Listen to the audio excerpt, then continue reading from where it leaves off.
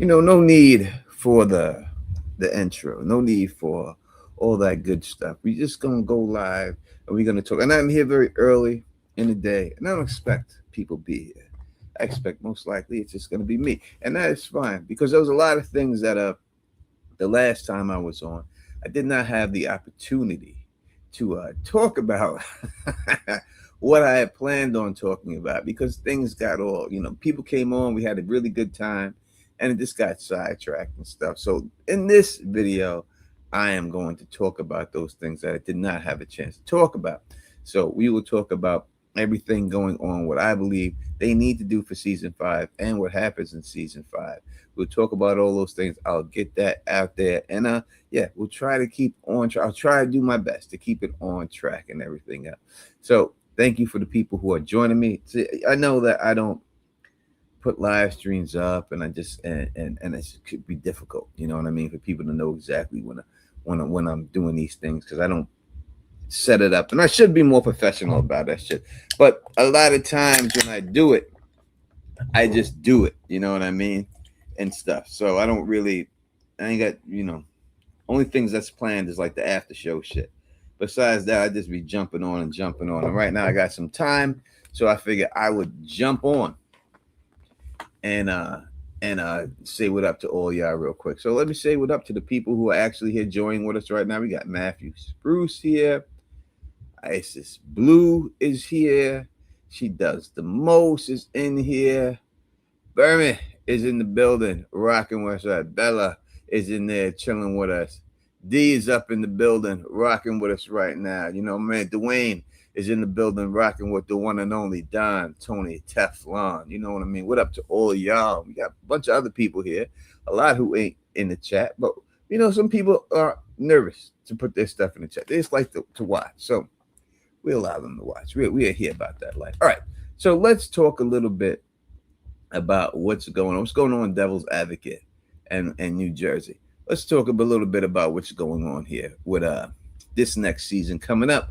What can we expect from this next season and how they have to make this season so that this is the greatest season of television that we are going for. You know what I mean? That's what I want. I want the greatest season of television that we could possibly get.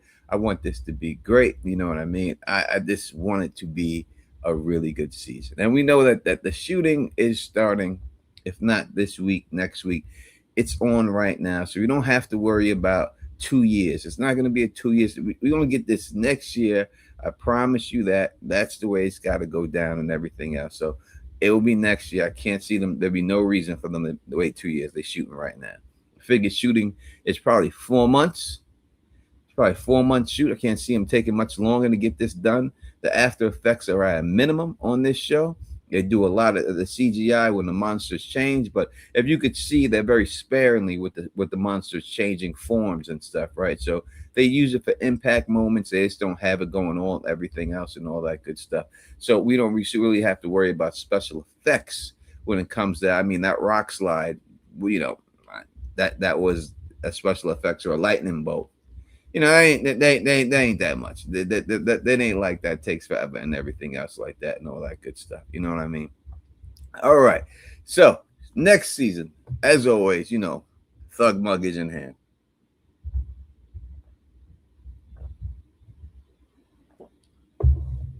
All right. All right. So let's get this thing popping real quick. And if you want me to open up the phone line, just tell me. I'll open up the phone line. And if it's easier for me, if you want to just come on and say something quick and jump off or whatever, I could put the link in the description. But whatever works for you. I know a lot of people sometimes will be overseas and they can't use the phone and stuff, but they got stuff to say. So I want to give everybody the opportunity to say something, especially to me, if you want to talk to me. All right, let's go. Next season, we know where they left off. We know what everything is, right? And we got to assume that we're going to assume that the Bones thing is one of the pieces that they need to solve everything. And we have to deal with the whole Lake of Tears situation. And we know that the situation that they're going to be placed in, because now they're going to have no talismans. Now, there could be 2 talismans out there, But in the end, I think that they're gonna say that all the talismans are gone, because if they just have one talisman hanging out somewhere, it really defeats the purpose of gathering all those talismans. Because then they could basically just take that one talisman, stick it in Colony House, everybody live in Colony House. Now look, is everybody going to get on everybody's nerves? 100%. Is there enough room for everyone in there? Probably not, but they'd make it work. They put people in the basement, they put people in the attic. It'd just be a bunch of people. It's going to be a mess, and maybe that's what they're going to do. But I think in the end, most likely, they're just going to say that when it's all said and done, that all the talismans are gone, so that they have to go out, because that's what they're trying to bring it back. They want to bring it back to the old days, to the old times when they had to dig holes outside, hide underneath, and everything else. To me, it's a little contradictory of what the man in yellow said that he wants to do. He wants to watch them tear each other apart. Now, if you put all these people in the same room and stuff, maybe that is a way for them to tear each other apart. Maybe they get on each other's nerves enough to the point where they just want to kill everybody, and that's what they're going for. But I don't think you need to go that far. I mean, when we look at Patty, she's already talked enough shit. We already try to blame Boyd and stuff, and we're going to see more of that, because in the end, we know that Jade dies every time at the hands of the people in town.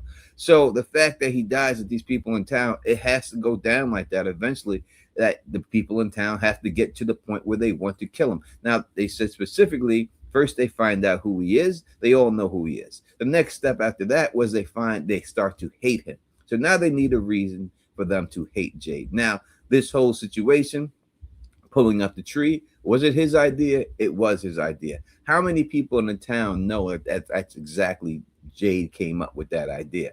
I think Boyd knows, and the main people, but I don't know if they all know specifically that that was Jade's idea. Now, if they say things have gotten worse in this town because you pulled up that tree, then they could blame Jade, but I don't think they all know. I think they would blame Boyd more than anything, because even if it's Jade's idea, Boyd is the one who allowed it to go down, right? So who's more at fault here?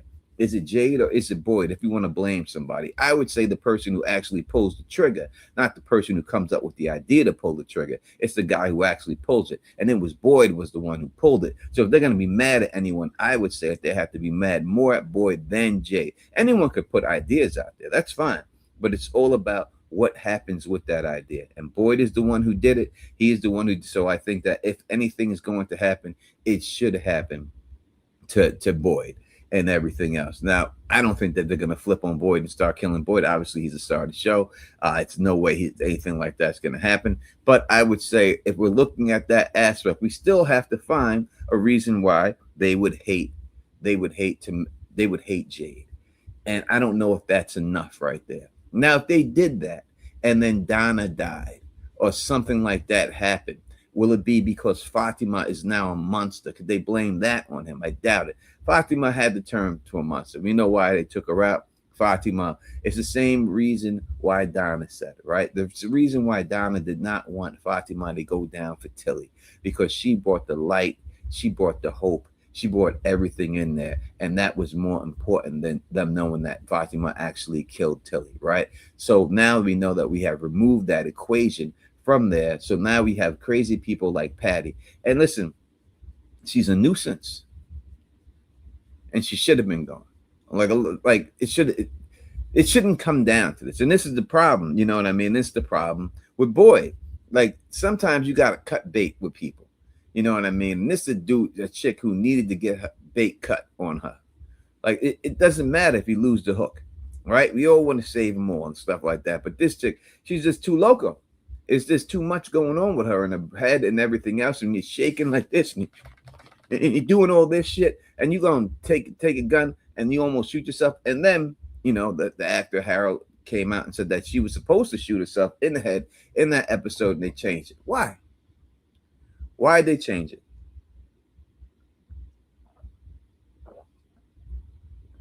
They should have let her off herself. Why would they change it? They should have let her blow her head up against a thing like Scarface did to homie in the car in Miami. It should have went down like that with her. She should not have been up in there at all. Not 100. She should have been gone. And I don't think that it's a good look for them to have kept her alive. Now, unless they changed it So there must be a pivot with her character. And I would think that her character, that pivot is going to be. And it just also shows that they changed it on the fly on the regular in this show. All right. That's what I see when I see this. That the plan was to kill her off, and then all of a sudden, while shooting it or something, they decide, no, let's not kill her off. So they change stuff with the quickness. It's not even like they change it, they all the time. It's just like things are going down like that. Who is this right here? This is A Trap, and says no one thinks it's strange that Donna didn't visit Fatima in the clinic, but she pressured Henry to go visit Victor in jail. I thought her and Fatima were close. Well, I have always said from the beginning of time that she's the mole. I continue to say that her actions in that episode convinced me more that she's a mole. So I believe that she is. My man, Fandom D Saint, brother, man, I miss you, man. I truly do. I watch you, man. Thanks for the season 4 stream. And thank you. Thank you. I appreciate I watch you. I watch you, AK. I watch all y'all stuff still. Don't ever think that Don ain't ever watching y'all. I got nothing but love for you. I watch all y'all. Every time you're up there, I watch all your streams and stuff. I just don't be commenting in there because I'll be watching from I'll be watching on my television set and everything else. But I'll be watching y'all, man. I got nothing but love for you guys, and I love you. I love you all, man, and hope everything is well. You know what I mean, and all that good stuff. So yeah, have a good time chilling out with y'all, chilling, watching, man, and everything else. But nah, listen, we know Donna's suspect in this. You know what I mean? We know Donna got some problems. I'm telling you, it's gonna go down with her and everything else. I can't not see it. Are you going to do a review on the Rendai Move weapon? I don't think they've given anything away on that pages. They just give Easter eggs in there. Like they have the boat. That Boyd has a boat. They give Easter eggs, but I don't think that there's anything revealing on there that means anything towards this season when I look at it. And I've looked at, so I don't see, like I can make things up. And you can look at things and make things up, and that's what you gotta worry about and stuff. Like, is it there or is it something that you're making up? Like I'll even say like the Clara Mole situation, right? They came up with that this year, but people were looking at stuff and they came up with this idea that Clara was the mole, but they specifically said that they did that this season, that there's no breadcrumbs there. So I don't know if there's any breadcrumbs in this thing that they would give away in this thing. I'd look at it more like when they did Dexter Resurrection and they had Tyrion Lannister, well, Leon Prater in the show, but he had a serial killer vault and they had that vault and you were able to tour it online and stuff. And I did that and everything. And just shows the weapons and everything. But everything that would have been spoilery, they did not let you see it. So I don't know if there's anything else and everything else like that going on. I think the showrunners watch your streams. They should. If they were smart, they would. If they were smart, they would watch it. But I got nothing but love for them. You know what I mean? I don't hate them. I think they're very talented people and stuff and all that. And I got nothing but love for them. And I want them to put the best show out as possible because I love this show. And it's been proven of my love for this show. I mean, go back and check it, man. And let's be 100, about this. And I'll always be 100 with you. So let me keep it 100 with you. I covered this shit in season 1. Period. There was no one really covering it. My man Perk Minded was covering it. Nobody else. None of these big YouTubers. They were in all these channels. And I'm glad that people got involved and had so much to say and started their own channels. I think they do good jobs when they're doing everything, right? But I was covering this motherfucker. It was me and Elamar, right? We were covering this thing. And what happened is that from the views that I got, right, from people seeing how much views I got, that made all the big channels see that it was viable to make money on it. And that's why they started covering the show. Now they front a lot of them, not a lot of them. Some people will tell you it's a business, you know what I mean? And it's straight business. Now there's some people who are into it more than other people, and I'm sure that they like the show. But in the end, time is money. So when you have a big YouTube channel, you got 200,000 subscribers, you can only have a certain amount of time to put out a certain amount of videos. So you have to make that money when you're doing it, especially if that's your full-time job. So it was me. I'm the one who made it viable. They seen that I got views, and then they said, well, if the views are there, let me cover the show. And some of them, I'm sure, really enjoy the show, and some of them, I think, fake it. You know what I mean? Because some of them that never even covered shows like this before on their channel ever. and then jumped on the bandwagon and stuff like that, But it is what it is. I think that it's best covered. It's best for the show itself. It helped the show get bigger, and that's what it's all about, man. And we have a great fandom going on, and I'm happy to be a part of it. If not the person who almost could be responsible for really in creating the whole fandom. Adrian says, "What was the point of Elgin? Why are there so many pointless characters? They dropped the ball with Elgin. If you want to say that Elgin praying is the reason why the earthquake stopped and all that, I don't buy into that. I'm not going to go that far. I don't think it had anything to do with it at all. I think they dropped the ball with his character. I think they needed to kill people, and I think that they made him expendable at the time. And that's what I really think. I think they could have did more with him, but I really don't see the point of his character. The point of his character was to kidnap Fatima.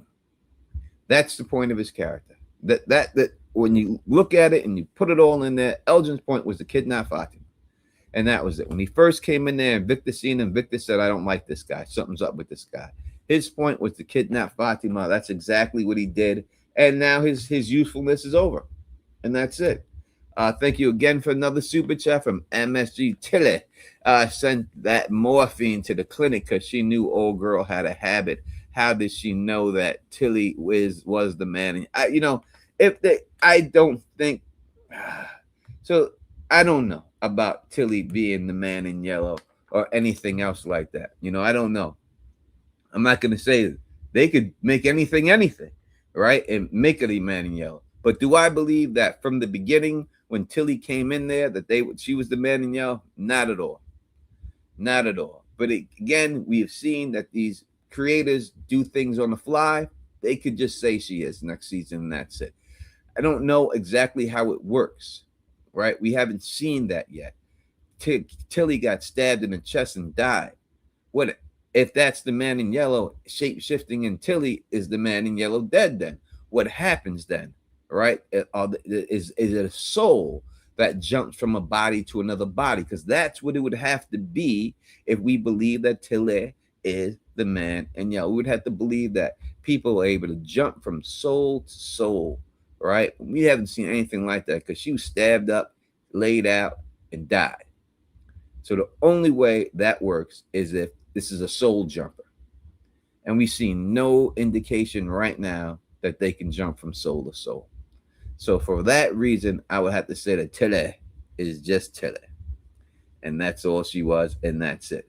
And again, I understand it, but it's hard to say these things right now, knowing the fact that these showrunners have said that they just decided to make Clara this companion or someone who made a deal that same season. So that means they didn't drop any breadcrumbs there. So it could be the same exact thing for Tilly, that they may decide this season to say, yes, that's what it is, because they just come up with it. But I don't see any breadcrumbs there for her. I just think people want there to be, so they put it in there. And it's not like a bad guess, but I don't think the man in yellow is all these people jumping around. Only time the man in yellow was somebody else was when Boyd was there with Abby. At one point somewhere there, they put the blood in Abby's drink, and that's what got Abby doing what she was doing. Because we've seen this happen already with Henry, we have to assume that they did it again. That's the only thing that we could see is going on, is that at least at Abby, he came in for that part for somebody. Maybe they'll show that. We'll see. Thank you for the super chat. You're very generous. I'll say I have a guess, not so much a prediction, that they are missing a bone, and it's either back in the cave or the man in yellow's tooth collection. And they have to go back and get it. May be. I mean, there's a lot of bones in there. That's what I said. It's things like that, take me out of it. I understand why they do it. But, the first skull Tabitha grabs is her daughter's skull. Like, come on, brother. There's a lot of fucking bones up in there. You know what I mean? They could have had to grab a couple and pull them out to the side and then touch that one. But it's like the first one she grabs, that just happened to be the daughter's skull. That's very serendipitous.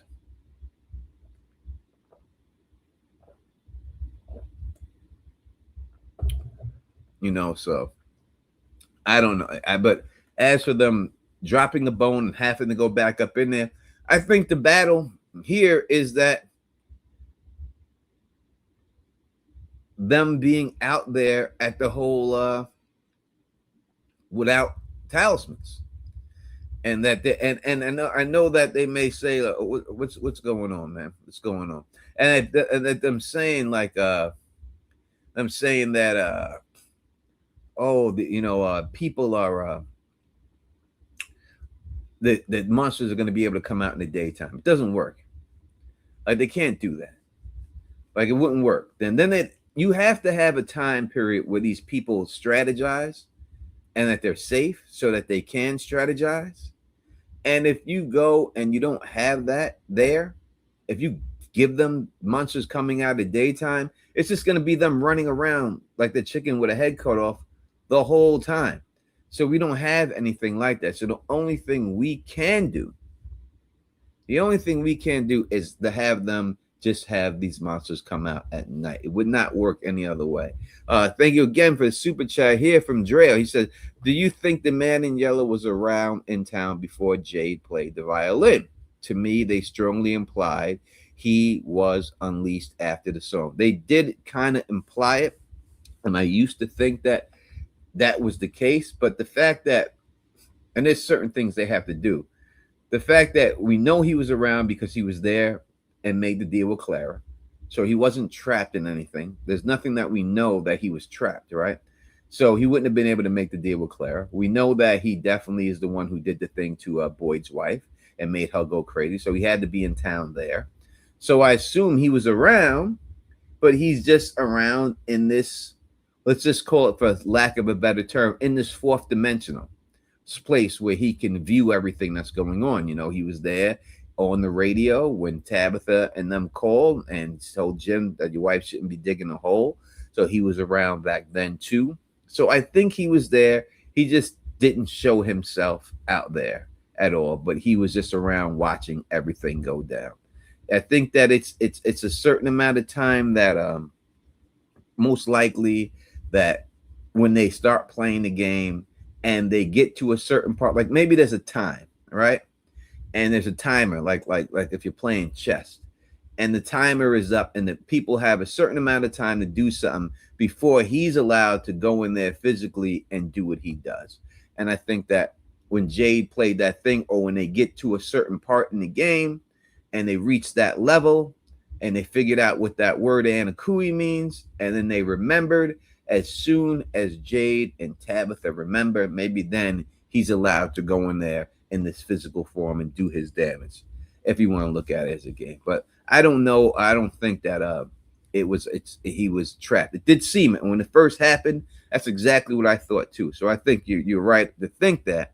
But from what we've seen after, I would have to assume that he was never trapped in anything, and he was able to just do what he had to do and everything else. You know what I mean? That's what I would think. You know what I mean? When it's all said and done.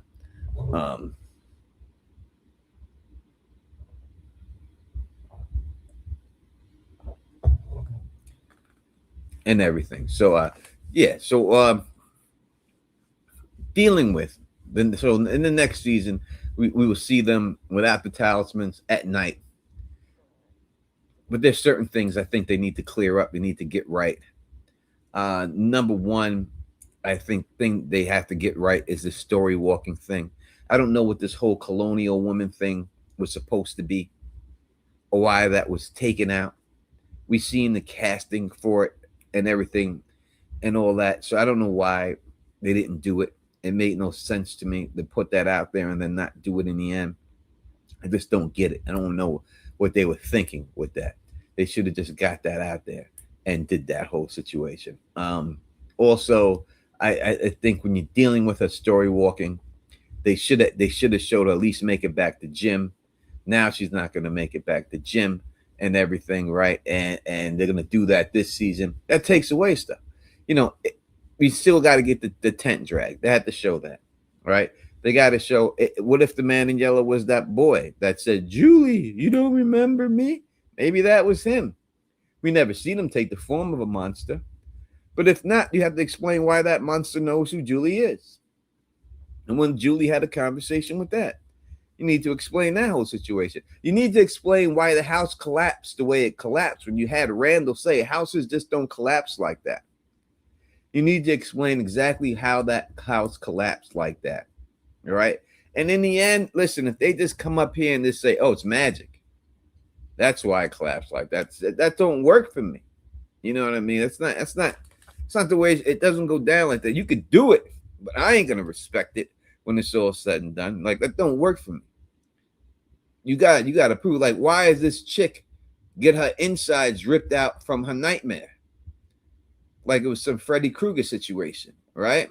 Her leg bent back and shit and everything. And the guy said he heard the cracking and everything else like that. How'd that happen? How are they able to do that stuff? I need those shits explained. I need to know. The only thing that makes sense to me is if you're dealing with someone in the fourth dimension and you can't see them physically attaching you, but they affect you. See the things they affect, but you don't see them. It would have to be something like that. It's the only thing that works for me. They can't explain to me no other way. And if they try to, I would like to see them try. Maybe they got something else going on. You're saying Reggie did it. Reggie ain't got the balls to do that. He ain't got the strength to do that. That takes a lot of strength. You know what I mean? That shit ain't easy. Reggie ain't got no strength like that. We seen Reggie, all right? Reggie ain't no. You see the size of that man? Reggie's arms. That dude's arms is like a breadstick. You know what I mean? That dude ain't got no strength to rip away nobody's chest like that. That's a hard situation to rip away somebody's chest. That dude couldn't do nothing like that.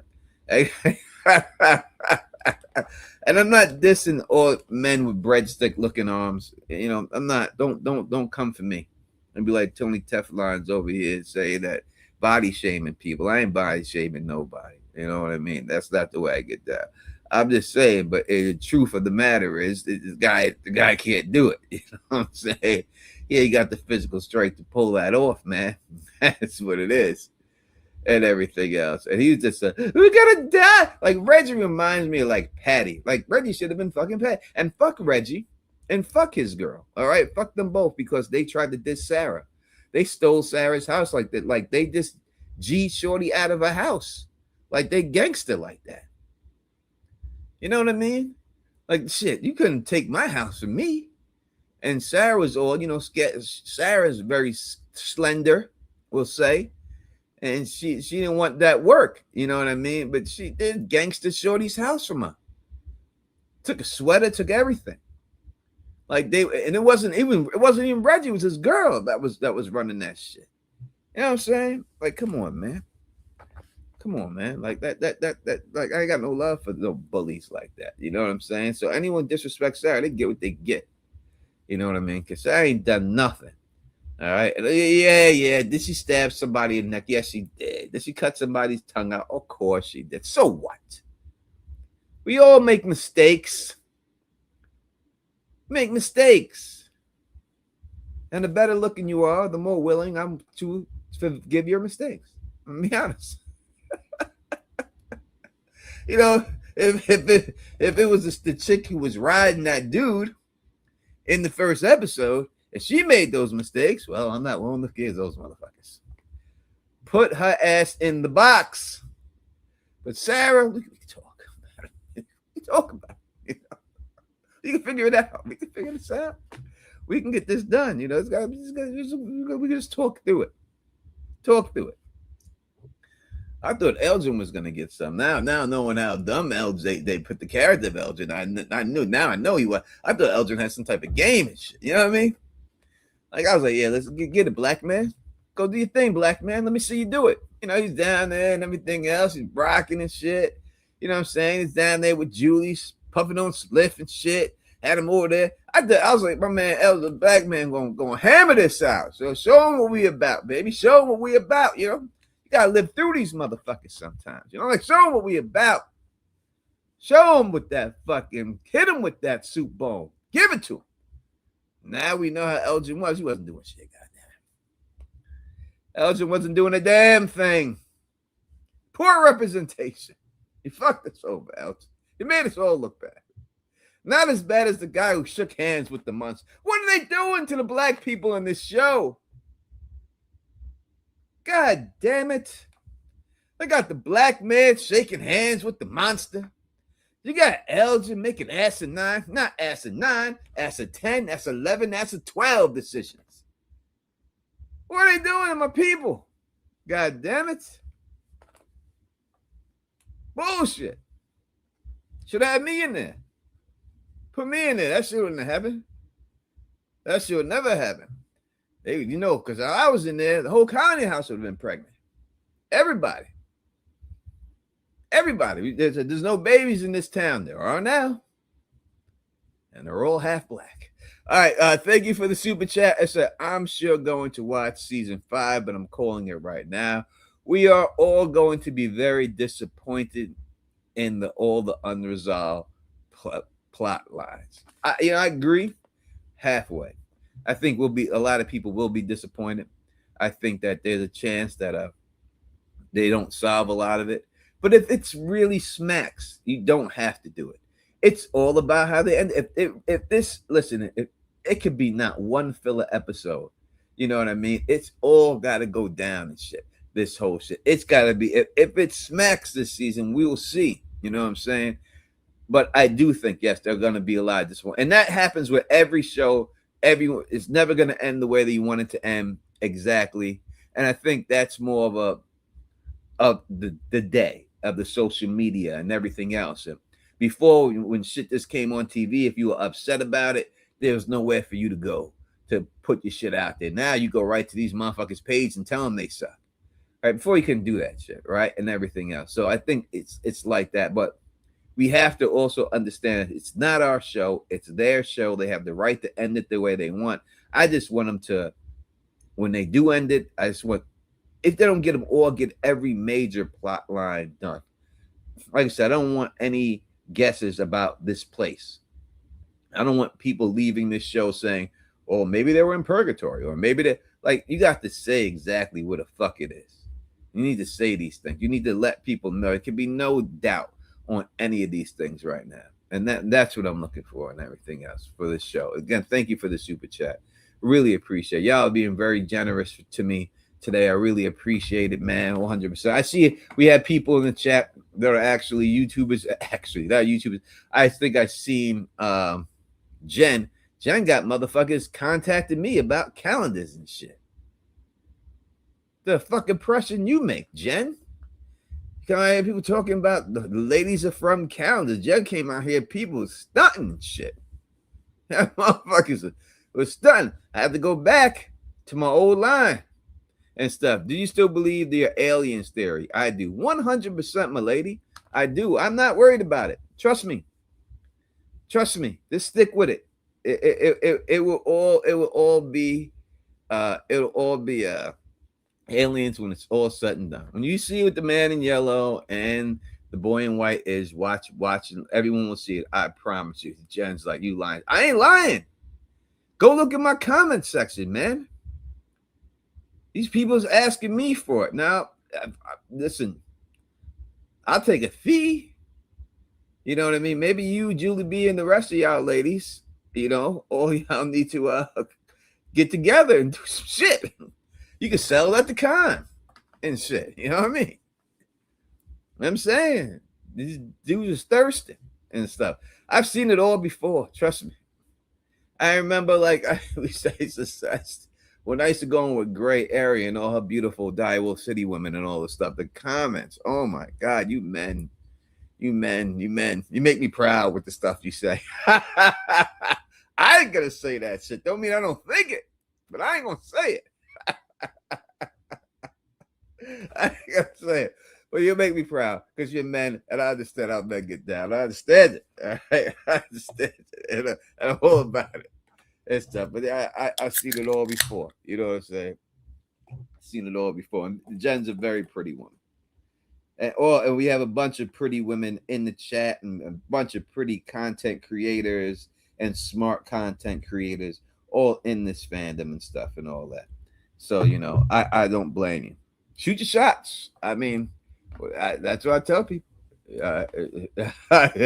Shoot your shots, man. Don't give up on yourself. Everything else. Don't give up on yourself. Don't give up on yourself. All right. If I've been here for half an hour, I'm going to go for at least 2. I'll say this. I'm going to talk for another half an hour. If is any content creators that would like to join the Don Tony Teflon in the next half hour and second hour, I just set your equipment up and I'll put the link in and y'all can come on it and rock with me. All right, we'll do that in the second hour. But if there's not, then it's all right because I'm still here and I can still rock it. Now, well, let me not leave him out. I'm sorry, Lee. I'm sorry. I'm so sorry. That beautiful single men. Where are they? Damn, all these like I'm sorry. Look, I'm sure that there are oh. I'm trying to be nice here. I'll try. I don't judge no dudes. You know what I mean? I can't do it. But I'm sure that there are from content creative men that women find attractive. I'm sure there are. So everybody's got their own slice of pie, right? And I'm sure that there are guys out there for you. I'm sure there's guys out there. You know what I mean? I mean, you know, it is what it is. It is what it is. I mean, not everybody's a Don and Phil Issues guy. Not everybody's like that, right? Not everybody's from New York. Not everyone's like that. You know what I'm saying? So it is what it is. But Lee, listen, come to the con, man. I'm sure you'll find yourself a very a good man for you out there. You know what I mean? I'm sure you find yourself. Yeah, I'm sure. Don't think you won't. You know what I mean? We used to do the Con of Thrones. Seen a lot of people hooking up. A lot of men found lovely partners for themselves. I think they're still together to this day. You know what I mean? So just give yourself a shot, man. I'll just go out there and that's it. You know what I'm saying? That's what I would say. You know, rock it like that. All right, let me get back to what we're talking about here. Before I do have something to say, someone put something in my comment section about another YouTube channel saying that they have beef with me or something like that. I don't know. But before this stream is over, I'm going to talk about it. I promise you that. But right now, we're going to stick to business. All right. Anyway, besides that, also, I think what has to happen here in this whole situation with the show, and we can go through character by character. All right. Let's go with the sexiest, best looking woman who ever graced the television screen, Samantha Brown, who plays Acosta. All right. That cutie right there. What are they going to do with Acosta? Acosta's job was to find something inside of this place that led to reveal the identity of something that is going on and everything else like that. Listen, it's just nonfiction. I don't know what that means. She goes, I mean singleness. Nonfiction single. The Don Tony Teflon, still single at the moment, and everything else. What does this people say? Veronica is saying, what is this? She's saying, do you have eyeglasses on?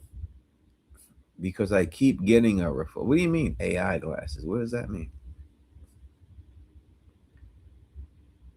What do you mean? Like fake glasses made by like the computer or something? What are you talking about? I don't understand it. No, I wear glasses. So these are real glasses and everything else. Real glasses. So I don't tell you. I don't these are real glasses. All right. Meta glasses. Are these meta glasses? No. These aren't meta glasses. 3D printed glasses. What do y'all think I am? Do you think the Don Tony Teflon would actually rock a 3D printed pair of glasses? You know, my glasses that I buy is gonna cost some money, man. I ain't gonna rock nothing like that. You know, Don ain't rocking no bullshit, man. Y'all people is crazy. I like my glasses. That's why I wear them. And y'all could think whatever you want to think about. But I know what I see when I look in the mirror, and no one can tell me different. God damn it. Anyway, so when we look at Acosta, all right, her job was to find something. She didn't find it yet. You know what I mean? Thank you very much. I appreciate you. I appreciate you. You know what I mean?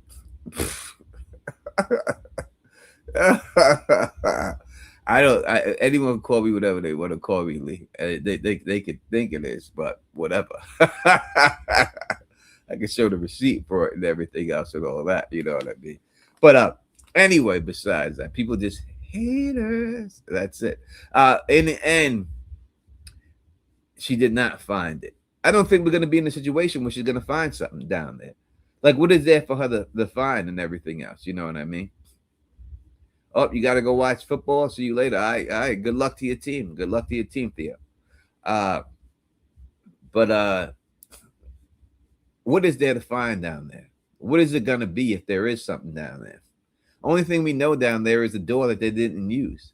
And I really just don't think that if Sophia gets bagged up, that it's going to be a situation where she gets bagged up by Tabitha. They've already established this. Like, they've established that when she was in the car accident, it was Tabitha that pulled her out. Tabitha's the one that held her close to her. Tabitha was the one down there. They show Miranda coming to town, and I'm trying to tell you that is Sophia standing in town. And when they show that whole situation, you know what I mean? When they show it all, 100%, it's going to be her, and that's how she's going to get found out. So now, what does that mean? What does Acosta have to do? What are you going to do with her? What is her role for this upcoming season? We've seen her try to calm Boyd down. We've seen her, and that's what I'm trying to figure out for her character, because it makes me nervous that if she doesn't have a plan, they don't have a plan for her, she's just going to be fodder to die. And I don't think that they should kill her. So I just think of what could she do? She might find Elgin's body maker. That would be good if she's the cop who finds Elgin's body, because there's no way Clara got rid of that, but disposed of that body. And there's no way to prove anything of what happened to Elgin. You know what I'm saying? Like, if they find Elgin's body, so what? You know what I mean? It's like, so what? If no one's seen the murder, they can't blame that on Sophia. They're not going to be able to blame it on Clara. They could say, oh, it happened when all this shit hit the fan. One of the monsters must have got to him, or something happened to him. You know what I mean? So it's not like if they find the body, it means anything bad because of everything that we've seen go down. So it's not like finding Elgin's body is going to make people suspicious. They already know the man in yellow is in town. They know he's walking around there. So if Elgin's dead, Elgin just got. Okay, damn. But it doesn't it doesn't move the needle and point it towards the man in yellow of confirming who it is, and also confirming that Clara is rocking with him. So Elgin's body means nothing.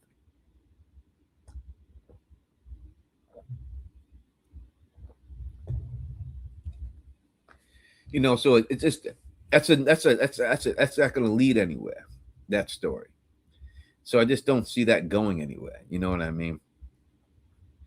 You know, so I don't know. I'm trying to think of what they could do with her and how they can make it work. But I don't see how they're going to make it work. I really don't see it. What's going on? What's going on? What's going on, Fatima? Thanks for jumping up in here. We appreciate you. Thank you for coming up in there. Sophia wants to turn into Elgin. That would be great if she did. Now, if they went that route and everything, then it would be great. But in the end, I don't know if they'll go that route with him. I just think he's off the show. I don't think we're going to. I think they like this actress who plays, and she does a phenomenal job. And I think that they want to bring her back. You know what I mean? So I think that that's what it's going to be. And I think that's why she's going to be in it. They said that Doug will be back as the man in yellow. He'll be back. We'll see how many scenes he gets this time. I hope he gets more than what he's got. But I don't think they'll do that. They should do the Elgin swap. They should have her turn into Clara and do that. They should have had her jumping from person to person, getting this person blamed for this gets person blamed for this, and out. And they just couldn't track her down. That's what they should have did. But they're gonna have her again. When the actress came on the channel, and we said, "Can you give something that describes this what you're doing this season?" And what she said was, "Catch me if you can." And they haven't, and they didn't do it. They were not able to catch her. You know what I mean? Nonfiction is saying the Sophia storyline is played out. I don't know if it is. I think they're gonna keep it going. You know what I mean? I don't think she's definitely coming back next season and everything else. I would love to see a lot of Doug in this season, but I love this actress. I think she's amazing in this role. I just want to change her clothes. I just like for her to change the dress. That's what I would like. I would really like for her to change the dress. Like, I'm done with the dress. Done with that. I mean, even Acosta's got on blue jeans. Like, she ain't got the same cop pants on. She got jeans on now. You know what I mean? But, I would like her to change the dress. I would really appreciate it if they did that for her. She don't need to be rocking that dress anymore. Everyone knows who she is. You know what I mean? She could rock something else. Put in something. There's some 80 clothes in there. Put in some like leg warmers and shit. 80 leg warmers and shit and leotard. Like, well, I like to see that. Put in that. Like some Jane Fonda shit. You know what I'm saying? I know they got that down there. Throw that Jane Fonda shit on her. Some flash dance type situation. We like to see that. Throw that. Instead, what do we get? What the fuck do we get? We get Doug Hugh ass. Nobody asked for that. Who asked for that? Who said that? Who put that in there on the score sheet? Who asked for that? I didn't ask for that shit. Any of you motherfuckers? Did any of you do it? All right, look what we got. We got Smile Monsters, Bloody Booty, and Doug Hugh ass. That's what we got in this goddamn show. That's what they've given us. You know what I mean? What the fuck going on, man? What the hell's going on with this show? You know what I'm saying? We couldn't get anything better than that. Anything better than that. What's going on? What's going on, Q? What's going on? What's going on? He said, Man in Yellow is a 2 fairy. Good chance. Good chance. I mean, good chance. I mean, they say if they say that the answers in episode 1, and you want to say the first things they brought up talking about the fairies, and that's what these people are, and he's taking teeth because he's a fairy. I mean, it would add up to it. I mean, to me, that would be whack. It would be weak, but I'd accept it and just say that's what it is, because in the end, they're still aliens then. So it works for me. But I just don't think, people do what they want to do. It's their show. You know what I'm saying? That's just what it. Hey, man, drop the link tone. Don't tell me what to do, brother. People can't tell the dime what to do. Too many people recently have been trying to tell me what to do, and I have to check people. I'm just playing with you, KP. But you can ask. But I told you when I do it. I gave you the time and everything else. Yes, fandom says alien fairies. Yes, 100%. 100%. It's really that simple. They definitely aren't from this planet. So therefore, they would be considered alien. Alien is anything that's not from this planet Earth. I understand. Have y'all ever noticed that every time we get a pretty woman on our show, KP wants to come on the next stream with that pretty woman? Every time. This has been a pattern since we started the show. Christina the Sphinx comes on, KP come on. Now you got Jen come on, KP come on. He didn't come on with LMR because he knew he couldn't do that. But he would. That's what it would be. LMR, I miss you, LMR. Let's do a tribute to LMR right now. It's my tribute to my LMR, who I miss you so much. Hope everything is going great in your life with you and your kids.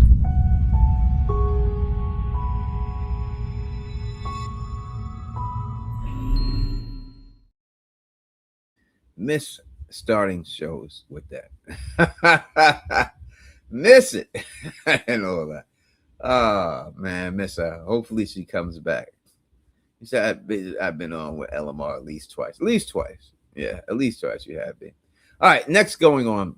When we look at Tabitha,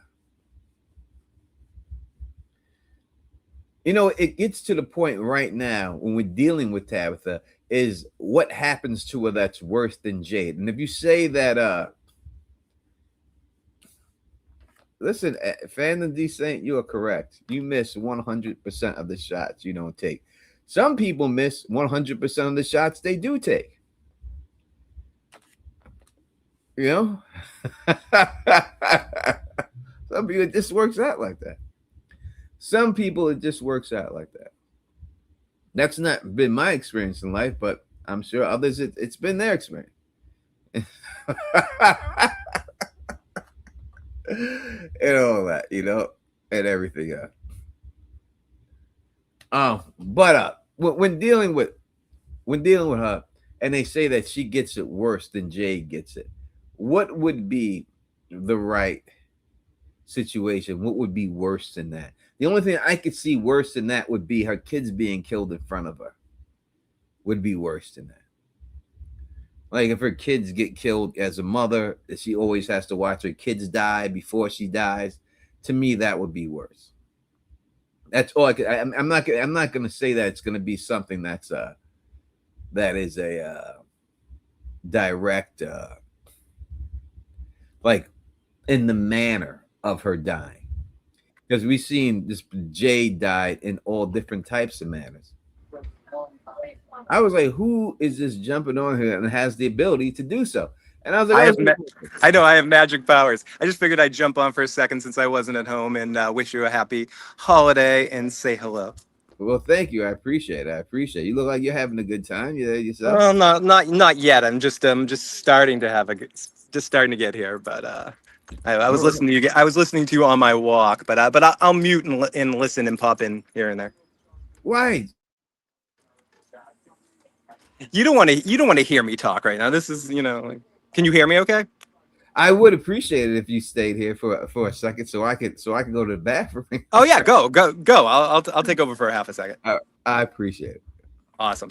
Hey everybody, welcome. I know I'm sitting at the frat house with the dog, having a drink. Worse for Tabitha, finding out who she sacrificed children to be. Yeah, I don't know if it's worse for Tabitha in what's going to ultimately happen to her, like her ultimate fate, or it's she's done worse things. Like is she just ultimately the worst person? And some of the actions she does for selfishly to try to do whatever she needs to do with the children. Whereas with Jade, he actually does get selfless. Sorry, I have a dog in my hand and a drink in my hand. I'm trying to multitask right here. Hey, everyone in the chat. Great to see you guys. I'm having trouble seeing the chat, but I'll get you as much as I can. What's up? A little bit. I'm walking in. It's a heat zone here. It's like 90-degree stuff. Do we care that much about Tabitha?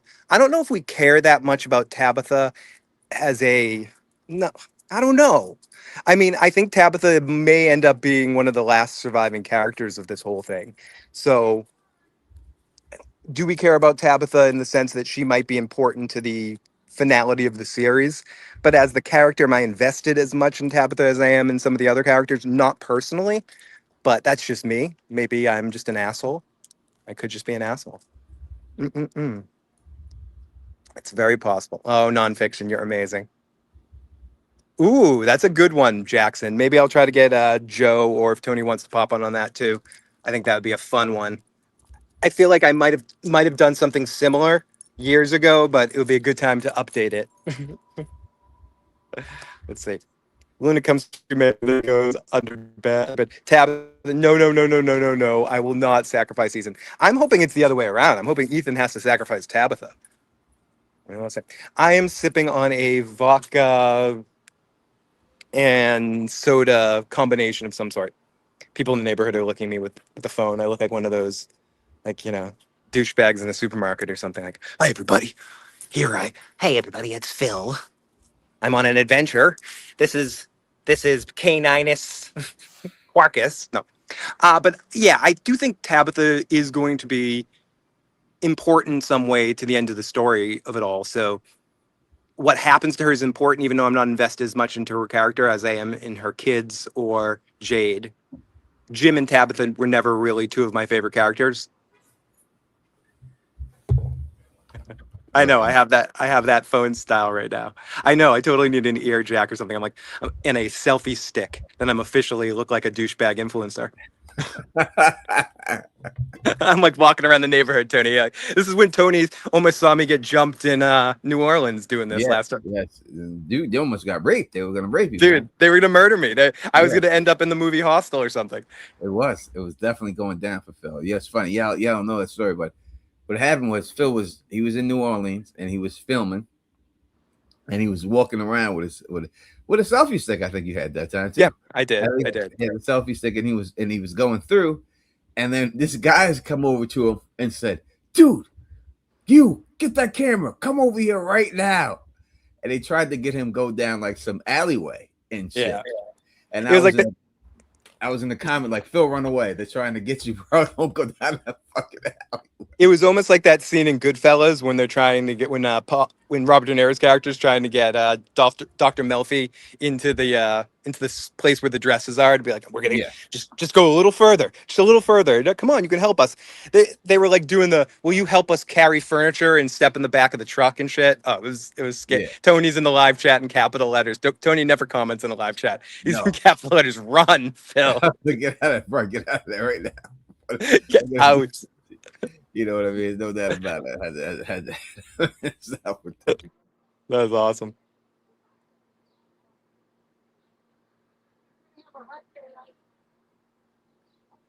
I'll keep Phil the issues, guys. He's got friends to attend to and everything else and all that good stuff, Phil. I don't really have friends. Well it's family members, and I don't know a single person here yet. So I'll stick around in the back and here and there. All right. We'll be here for a little while, man. Oh yeah. Thank you for have a happy 4th of July with your family, man. Thank you, sir. No problem. That is Phil the Issue Guy. He's sticking around in the back for a little while, rocking with us and stuff. Fatima said, I don't.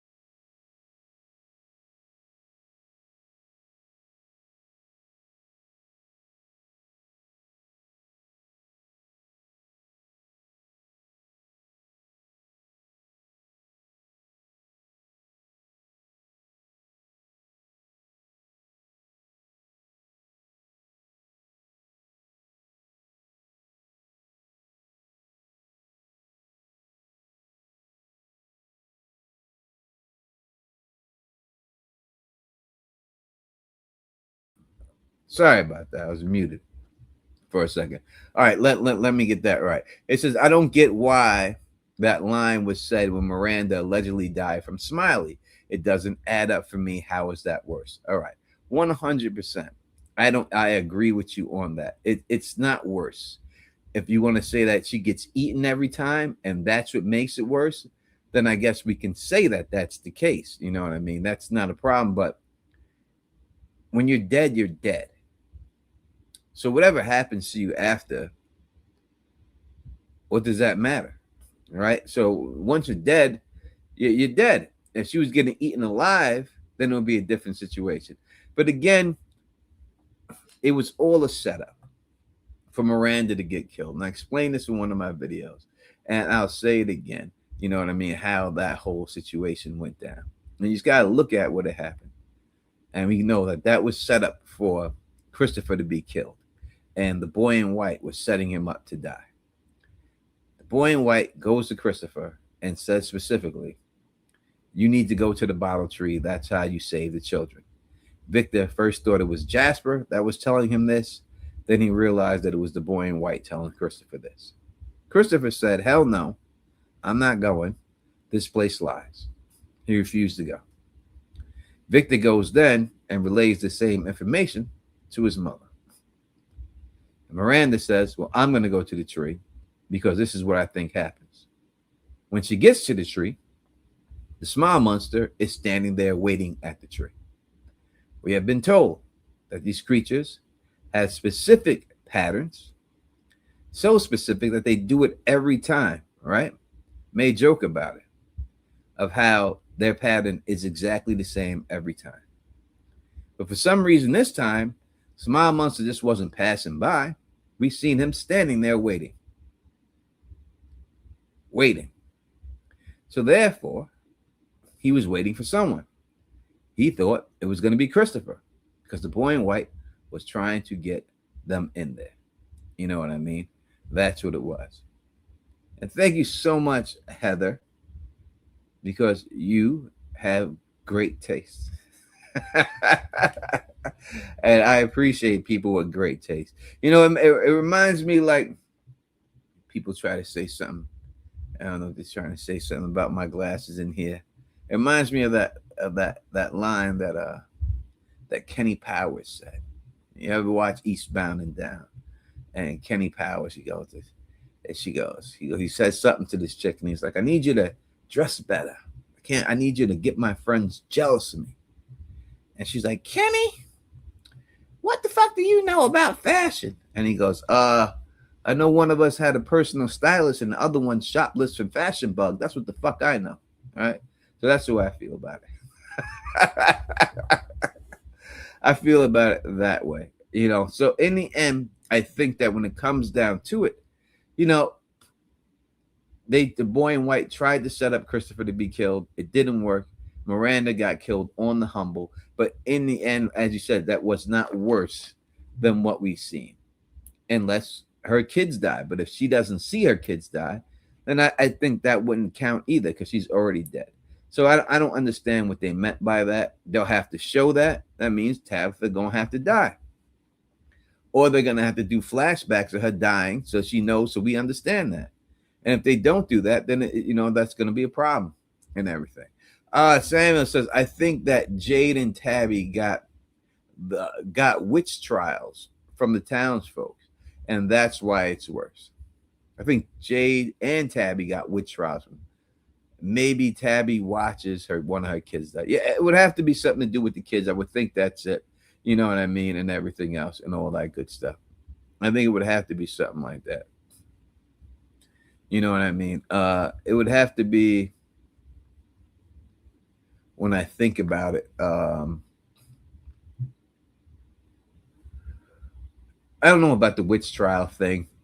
We didn't see a burnt up Jade from what they shown us.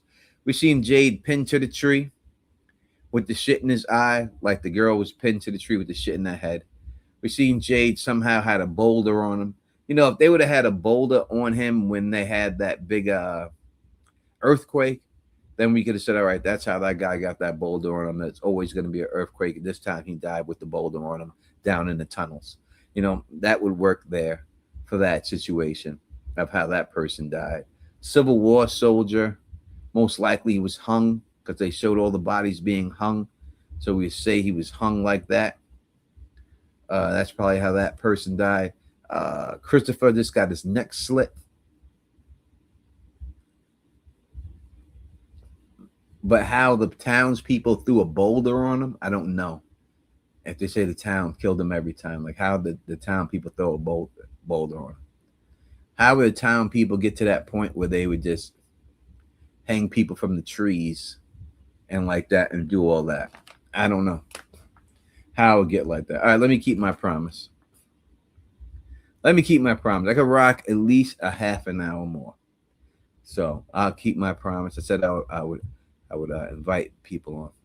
So we'll see. We'll see who actually shows up.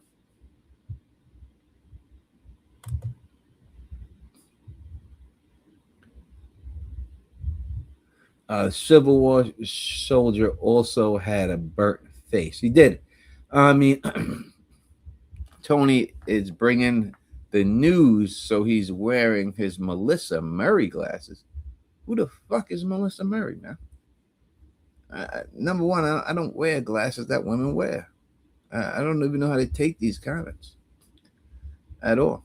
I don't even know how and stuff. I have no idea. The real rebel Eric, member for 20 months. Thank you so much. Man in Yellow be winning a 4th century, uh, winning 4 centuries. Do townspeople get the W? I would think this would be the one that they actually get because they need that for the show and everything else.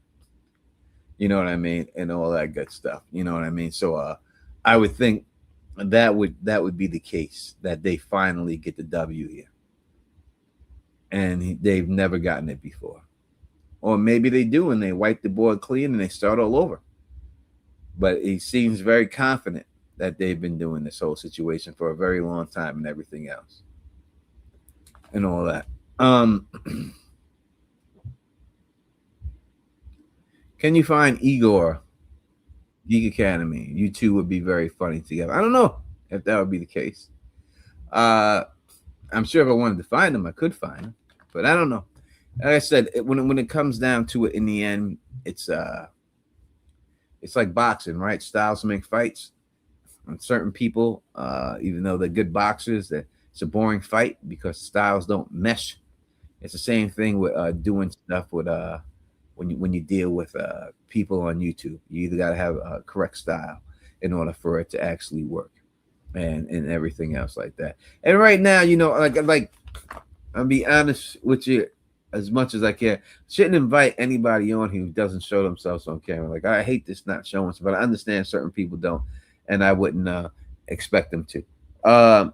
But I would say that people put in my comment section.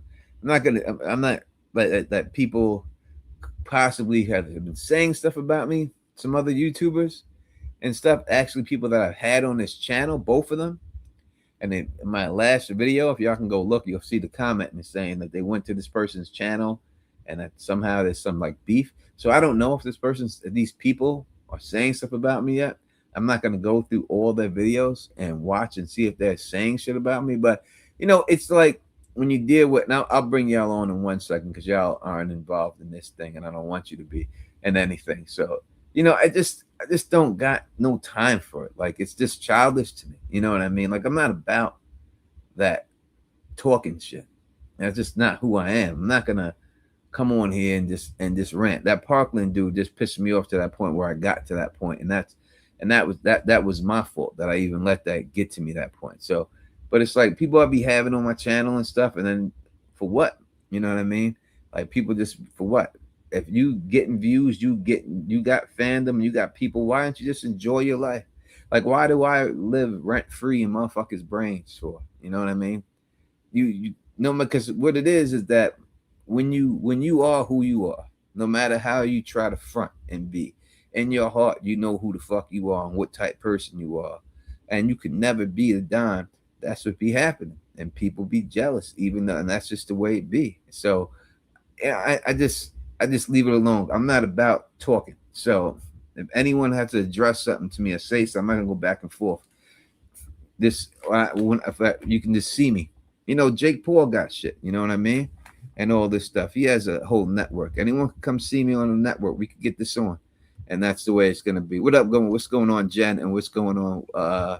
Everything broke down. Hey everybody, how are you? Hello, Tony. What's going on, Tony? What's Hey, up? Jen. What's up, Appreciate everything? you What's for up, having down? me, How my you boy. doing? You good? Yeah, no, I'm great, man. Have a great day, great weekend. Man, listen. Don't let that little shit get to you. You Tony the Don. You can't let shit get to you. You the Don. I don't let it get to me. It's nothing like these dudes is beneath me. None of that stuff gets to me and anything like that. I find it very amusing, like people that you help out that Facts. and then when they run in their mouth and stuff on the low, you know what I'm saying? And saying stuff like, shit gonna get back to me. And it's just like, I ain't got no time for it. Like, I'm not I wasn't raised like that. You know what I'm saying? Like I was, Right. my father was a man, and I was raised around men. Like I used to tell, like when I used to go, I used to work at this one job that I worked up here, and these dudes up there, they used to be like, whatever, they're friends and they're grabbing each other's asses and shit, and they all thought it was a joke. I was like, yo, I wasn't raised around men who did that, so I'm not Right. about that. You know what I mean? My father and his friends didn't grab each other's fucking ass.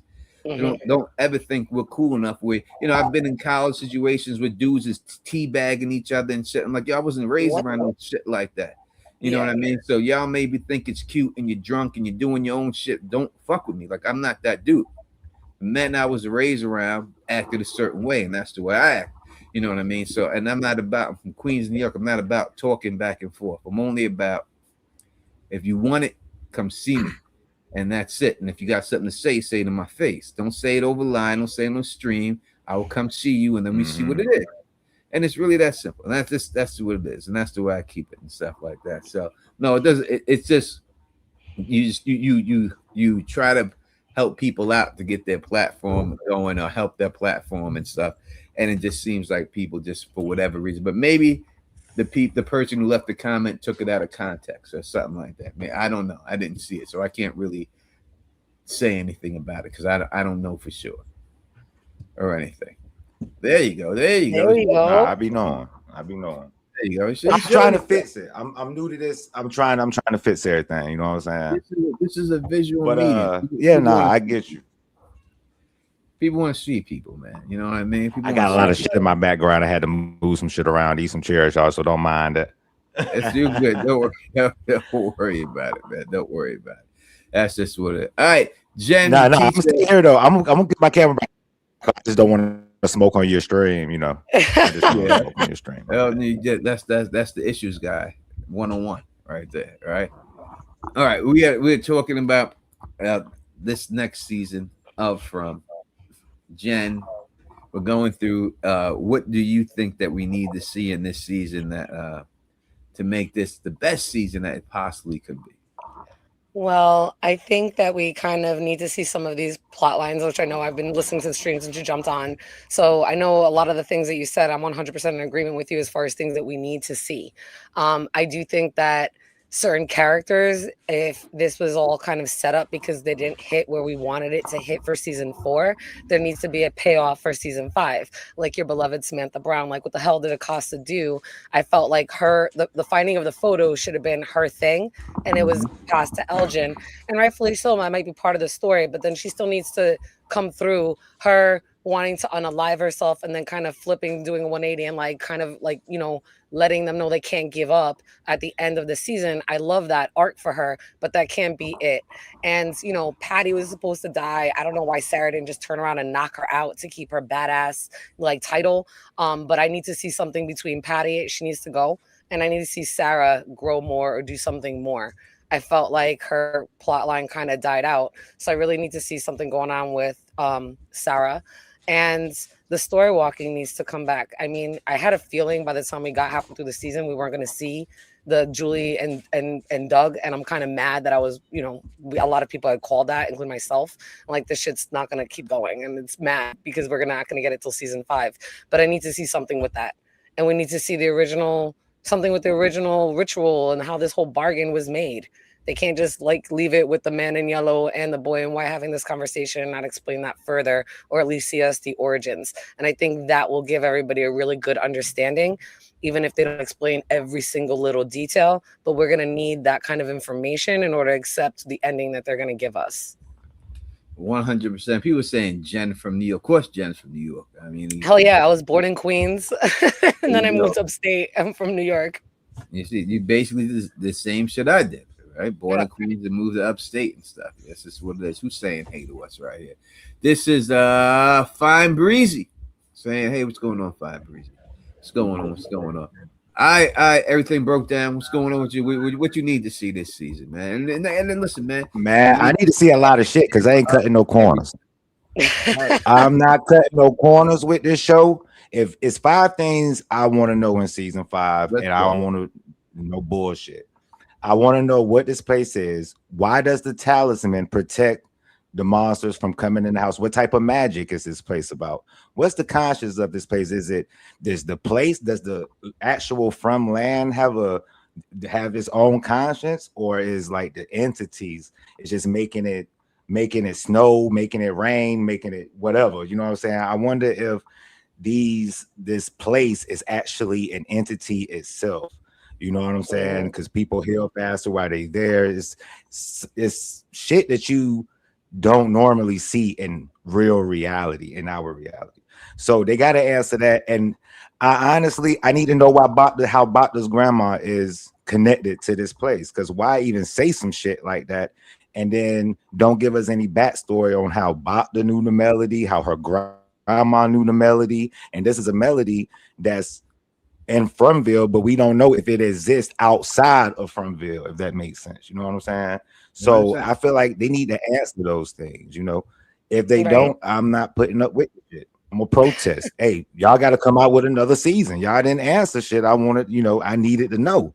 I invested a lot of time with this show, and I feel like in season 5 we need to know everything. Now, as far as like the Tilly theories and shit I be putting out, I'm not too much worried about that. That's more for like entertainment, people to watch if they bored or some shit. I don't care if I'm wrong about that, but the answers that we need to know is outside of the content creator theories. Like, what is this place? How does the talismans work? Shit like that. So they have to answer these questions in season 5. Well, they don't have. I'm not putting up with that. They don't have. They don't have to. But Jesus, it'll be crazy if they don't. 100%. I agree with you. Listen, let me say it to people out here. I see a lot of Brooklyn in the building. I love Brooklyn. Listen, my father from Brooklyn. He was raised in Marcy Projects and Tompkins out there. I grew up half my life going to visit my cousins out there. I used to swim in the same pool that Milk D shot the Just Chillin' video in all the time. My aunts and all the time to be out there every summer because my mom would ship me off to my cousins in Marcy. So I'm in Brooklyn every other weekend now. My husband's is from Brooklyn, and my mother-in-law is down there, and we're down there like every other weekend. So I'm always in Brooklyn. I got love for my Brooklyn.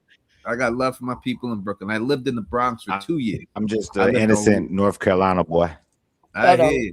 I lived on 167 Jerome and McCullen, 6 blocks away from Yankee Stadium in the South Bronx.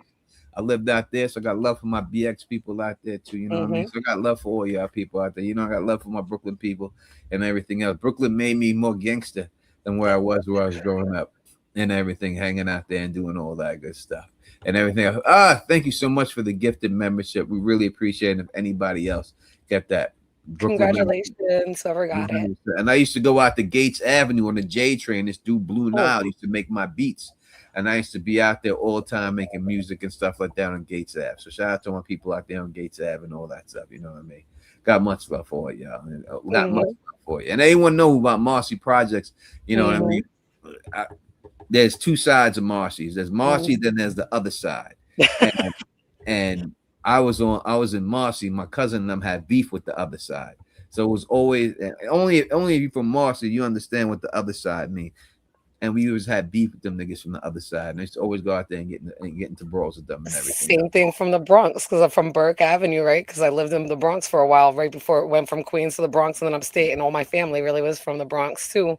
So I know what you're talking about. So if you go to Co-op City, it's the same way. The different buildings, people got beef. And I remember like at one point I used to be with Fat Man Scoop and chill with him and his wife Dana, and I knew them, and there was always beef with other people around. So coming through and throwing like Hot 97 parties back in the day, like way back, like, so I remember exactly what you're talking about. When I went to Brooklyn, it was the same thing. Queens got the same thing. It's just like that in the city, right?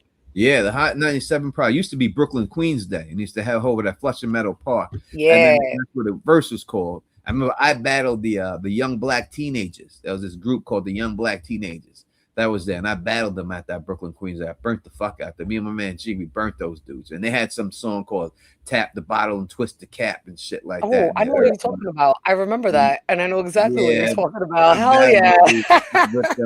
I ripped them dudes in half. We ripped them up and everything. We could talk about that all the time. All right, KP. KP is here. What would you need? What up?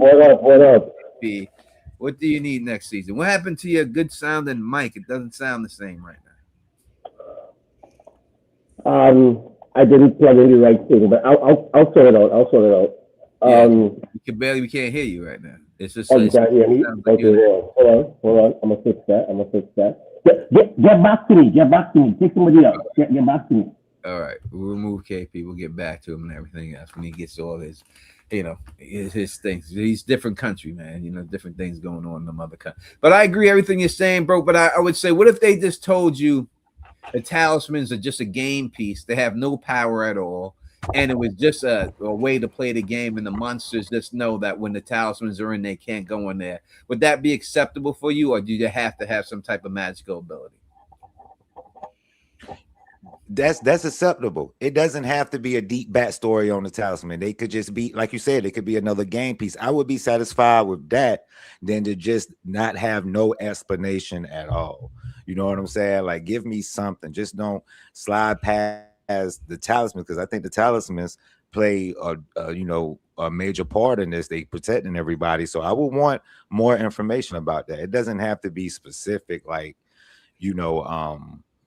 it came from the 1600s and this person made it, that person made it. I mean, that's what I would want, but I would be satisfied if they just said this is a game piece that's used to, keep the monsters away. I would that's acceptable. I wouldn't be mad. So just as long as they say it and just don't end it without saying it. You just want to be told something about them. They can't. I want to be told something important about the talismans, and it should finish the arc on the talismans, because we still don't know how they work. You know what I'm saying? We don't know if it was man-made or sent by a cosmic entity or the man in yellow, et cetera, et cetera. So we don't have any clue how the talismans work. We just know you hang up the shit and monsters don't come in. That's all we know, but I would like for them to at least answer if it's a game piece or not. If it's a game piece, cool. I can accept that. So I got a question for you. Everything, but just don't slide past it and ignore the whole talisman's arc. That to me would make it seem like they dropped the ball. It's just me, though. You know what I'm saying? I can't speak for the fan base. Want more information on the talisman? Yeah, no, we just talking to you. That's it. Go ahead, Jack. Yeah, that's what I was going to ask you. So if we just saw the talisman, the majority of them probably get thrown down the faraway tree. We never see them again. And the only little bit we get is where the talisman, we still need them or whatever. And there's really no mention of it for the rest of the show. Would you be good with that? Because I know I wouldn't be. And that's what I think you're trying to convey. Because I don't know if I need the in-depth of everything with them, but I need definitely, I want them to come back into play, or at least be explained like you're saying. So if this was like the end of it because the writers can't explain it or are not going to, I definitely will be disappointed. Yeah. Yeah, he agrees. Yeah, I would think that we will get something. I would still like to see him break it and see what's inside of it. You know what I mean? Because I just don't know if it's just a rock, right. Some type of game piece, then it is. But if there's something inside of it, because I don't buy the whole the electricity hitting the same spot where the tree was pulled up, and it looked like the lightning came from the ground. Now I guess when lightning strikes do form, that's how they form. They form from the ground and then they shoot up back into the air when they hit something. So I think maybe that's, I know it looks like the lightning is striking from the sky, but it actually hits right from the ground and then it shoots back up. So I still think that is all because of parallel dimension interfusing with this dimension and causing all this earthquake stuff and all these different weather things. I think that's why it's going down. Or this is some straight Truman Show sitting. Someone could just turn the fucking switch and change the weather just like that. It's one or the other. I don't believe that it's some magical force that happened, and that's why, because the tree was ripped up and now the magic is being unleashed and all that. Like I don't buy that shit. I just can't. I can't. I know people do, but I just think it's more. I just think it's a better reason than that. And speaking of the lightning, I don't know if they're really going to ever explain that. And that's something that I guess I can deal with it, but I wish they would explain what that released or what that was. Like, no one really saw it, right? They saw it from the sky, but they didn't really see where it came from and how it came up and what that really means. So it might be just a whole really seriously like a light and smoke show for us for the finale, and not something that really is going to give us a payoff with an explanation. Yeah, that would be terrible. Thank you for the super chat, Mr. Black Bond. He says, bruh, what if this movie was like the ending of the movie M. Night Shyamalan's Old? I did not watch Old, so I don't know how that. Oh, don't waste your time, brother. I wouldn't. The dude ain't had a good movie since Sixth Sense. He ain't never did nothing good. Well, the one with Samuel Jackson and Bruce Willis, the fragile one, Unbreakable. Yeah, that Unbreakable. was okay. I was okay, but he ain't had a hit since Sixth Sense.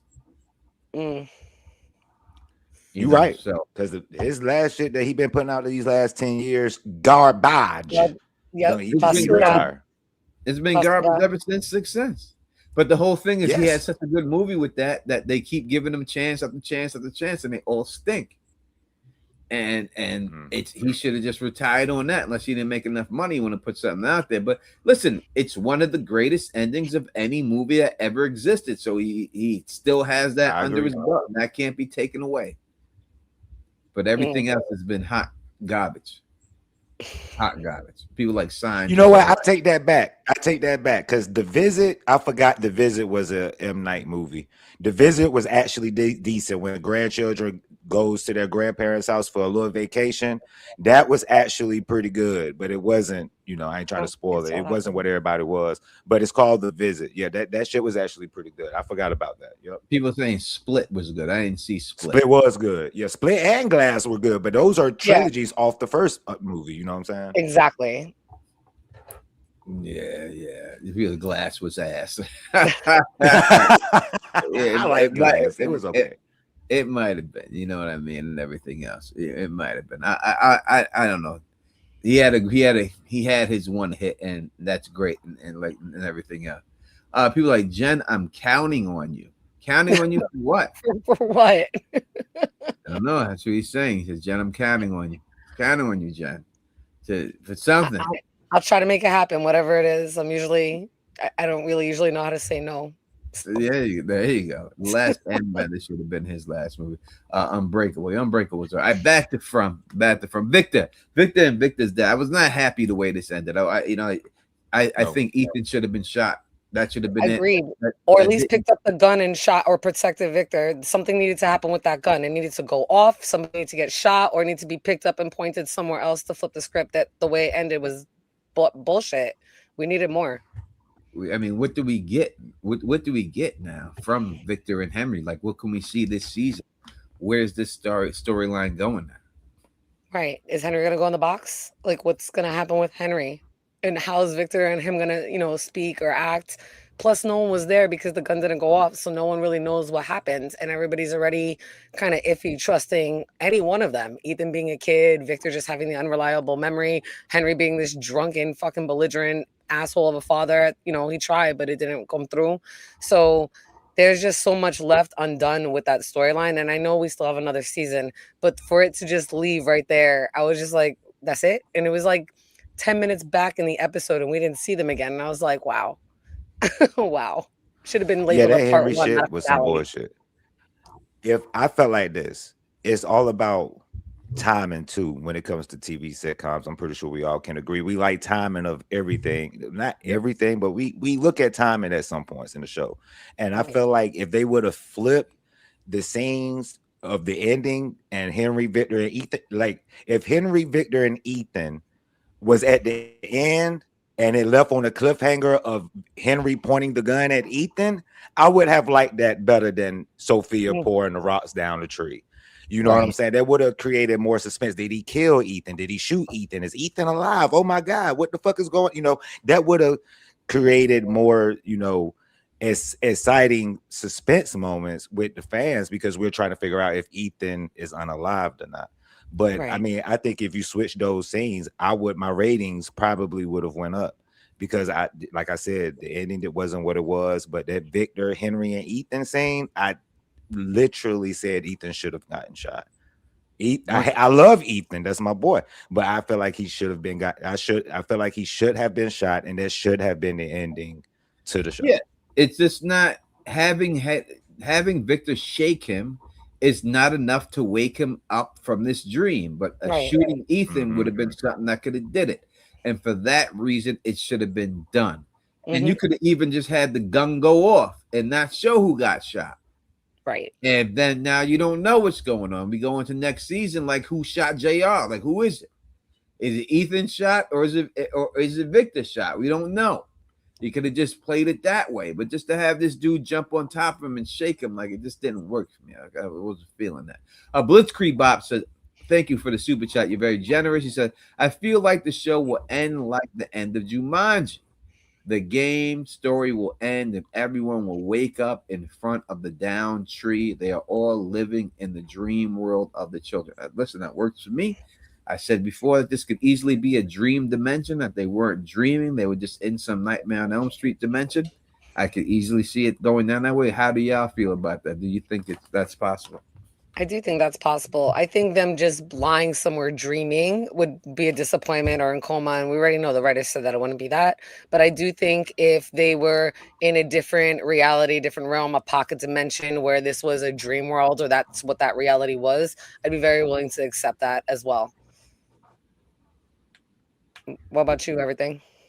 I could accept that. I'm willing to take that over it just being a government experiment gone wrong, or Miranda took an acid trip that she couldn't get out of. So I like Jumanji, you know what I'm saying? I thought the ending was great, especially when I was a child, but it wouldn't be an ending I would prefer, but it would be an ending I could So accept. what would be the perfect ending for you? What would it be?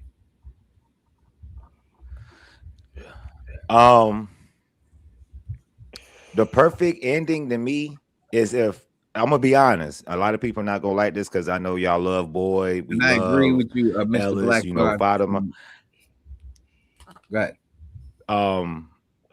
Unalive everybody and let the cycle continue. Boyd must get unalive. Donna, Kenny, everybody that's in that town but Ethan. If this is a true cycle, and if they don't know how to stop it in time enough, I think everybody should just be unalive. And the cycle Ethan left comes there again with new people. We just don't get to see those people. Oh, so my ending's slightly different. If this was my perfect ending, it would be Ethan finding the Lake of Tears, and people obviously being unalive along the way, because I think there needs to be a mass killing of people, a mass unaliving of people. I'm sorry, but I do think that my perfect ending would be Ethan and maybe 2 or 3 other characters getting out of the top of a bottle, because that's how I see it. And I thought that they were like in a fishbowl, and that's kind of what the dimension is a pocket of. And I know Taron Matthews said that he thought it was a witch's bottle, and I was like, that fits perfectly. And we've seen that as a drawing. So if they were able to climb up, out, and go through some type of portal, and then being able to bring people back with them because of the teeth, the bag of teeth, being able that it's got DNA with the Lake of Tears, not everybody, but some people back, because I think they'll lose teeth along the way. But I do think that would be the perfect ending. So you have survivors we didn't even know would survive, and then a few of the main characters that we knew, like a Kenny, like Sarah, possibly, like Ethan. Those are the 3 that I kind of really wish would be able to make it out, and Julie. But everybody else can go, making sure that everybody else gets out along the way. Yeah, I think everyone should die. I said it. I think everyone should die. Ethan should get trapped, except for Samantha. She should make it out. If she makes it out, she should get put in a psychiatric ward because she tells people they think she's crazy. And then 30 years later, she's being transported, and then she gets sucked back in the town. And Ethan is an older man, 30 years older, and now she's back in there, but she's more gritty. She's like the Terminator chick, like that. Like she's built for this time, and then she goes back that way. That's what I'd like to see. That would work for me. That would be my perfect ending. But everyone else got to go. I'd like to see the place win. I also want to add to mine. Yeah, and I think I also wanted a certain dialogue between the boy in white and the man in yellow, the original man in yellow, not Sophia. I want the original Doug Hughes to talk to the boy in white, and I want them to have a certain dialogue. Like, damn, you won. We got to start over. Press a button, and boom, we see the Matthews back in it again. You know what I'm saying? Like that would be that. I would love that because I like the time loop type of movies. I love Looper. I love From. You know, it's something about the time loop movies that just gets me. You know, I think is one of the best genres in cinema. But you'll just have to see the next version of Tabitha and Jade, whoever they are. Yeah. Exactly, you know that would whoever those people are could be, it could be someone else, or who it's gonna be someone else, but whoever that is, it's gonna be that and everything else, So you just have to see that version of them making their way in there and stuff, And the Costa just with the I want to have the bazooka. Want to go back in there with a bazooka somehow. Just get in there with an AK-47 or something. Just to start wetting people and blowing people out. I just want to see someone with a samurai sword. Like, get a sword going here. Like, why are there no swords? How come no one's tried to hack these things to death? Like, I don't care about. Listen, you may not be able to kill them, but you could chop their arms and their legs off and make their body swivel like a snake trying to get you. Like Michonne, right? Like, where you need some kind of katana, cut off what you need, put a leash on them, and chain them asses up, and watch them see how they act in the day. Tie them up to a tree. I didn't see KP was back. Sorry, brother. I don't know how long you back. I didn't see you, brother. No problem. Are my vocals good? Yes, KP. Yes, much better. I'm good. All right. I'm glad. So good night, everybody. I hope everybody's doing well. Jen. The other gentleman, Tony, good to see you. I was just looking out, so that's why I have my slight stains on my wife beater. I am not a wife beater, however. Don't confuse the two. So Tony, the question you asked is, what do I need to see to make it worthwhile? That was the question, correct? Yes, sir. I think we all kind of have the same answer to that question. I want some goddamn answers. Who are these people? Why these people? Why are they here? Who brought them here? Did they get out? Have other people come and gotten out? Because my frustration with this show started at the end of season 2 when I started to realize, this is a lost come again. Because when they started asking questions, and before we got an answer to any question, we got more questions. So instead of getting an answer that led to another question, we just got more questions. So they threw the nightmare monsters at us. All right, cool. Then they threw the medallions at us. All right, cool. Now they can't get into the house. Then porn stash. Big kill off. But guess what? We don't know none of those 14 people that died. We have no clue who these people are, except for Porn Stash, and we really don't care about that guy. He looks. So they started to add, and then the phone calls and the ham radio thing. So there's a new voice. This voice is asking questions, and they kept adding. And then now at the end of season 3, they bring in the man in yellow. Okay, cool. So we're thinking at some point we're going to have a little exposition dump where somebody says, listen, you know what I think is going on here? And this is my evidence. And then something else happens to let us know, yeah, you are right, but you're just at the tip of the iceberg. There's even more going on. We're not getting that. We're just getting more tips of icebergs. We're just getting hella iceberg tips without any kind of resolution or anything that looks like a path to resolution. Does that make sense? Yeah, 100%. We have gotten many more questions. Even in this episode, in this season, we've gotten more questions that we now need more answers to and still haven't. Like, for example, in this season, the books that came into play, right? We saw 3 different books so far throughout the seasons, and 2, one more even came into play. So another 3 books. And Julie Mhm. had that line, and I can't imagine that it would just be a one-off. Like, what if, people outside of this place had dreams and memories? Could people have dreamt and thought about and knew about this place like Baka or Elgin's grandparents, right? The fact that people are knowing and remembering and having dreams of this place, and then have written a story. Could those stories have any kind of play in it? Because they put them in, but we haven't heard anything about those stories. So again, they keep bringing up all these Exactly. questions that look like they're going to lead somewhere, and then they kind of just leave us guessing because they introduce something and then they haven't shown it to us yet. And I'm really hopeful that it comes in Blue season ball. 5. It is the biggest blue ball campaign I've ever seen. It's just blue balls. Now, Blue KP, balls, KP, blue balls, blue KP. balls. We got now. Listen, let's go. This guy with the T1000 says Jen is definitely muy bonita. Ay, Muy bonita. gracias, mi amor. I don't know what that Gracias. means. I don't know Muy what it means. bonita. I don't know what it means. Very, it means very pretty. Okay. Muchas There. gracias, Papo. And he did put respectfully after that comment. So he just let you know. Respectfully, of course. Con All mucho right, cariño KP. te doy las gracias. I would say this, KP. Listen, I got you watching this show. I remember when I first got you watching this show when you complained Mhm. about you. Like, why you got me watching this? And then it changed. Then all of a sudden you're like, you know Yeah, what? yeah, yeah. I'm in. Yeah, right. Yeah, I knew about it. But I remember the beginning when I first got you on, like, I'm watching this. Oh, God. I'm watching it. Right? And then you were like, all right, I'm in it. It's working out pretty good. I like it. But now you like they have given us a whole bunch of blue balls and everything else and all that. And No, I agree. maybe that's the plan, right? Maybe they have this so well thought out that like they intend to frustrate us and then just hit us with something ridiculous that none of us saw coming. I really That'll be amazing. So like this is why I'm still looking. This is why I'm still I'm gonna be watching. This is why I'm real. still dedicated. I think they low key said it on Reddit. I'm not sure where it was, but they said something like Patty was actually supposed to be unalive. That lets me know that they changed shit all during. Maybe they changed some shit from season 3.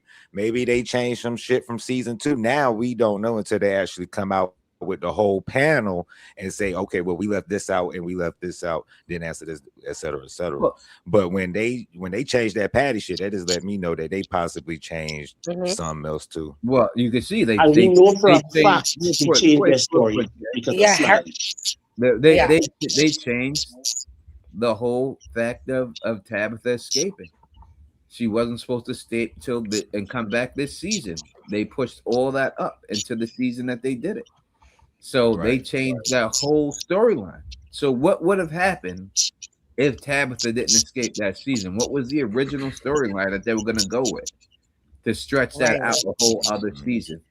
Because there would have been no Akasa. There would have been no Victor's father. There would have been none of that stuff in there.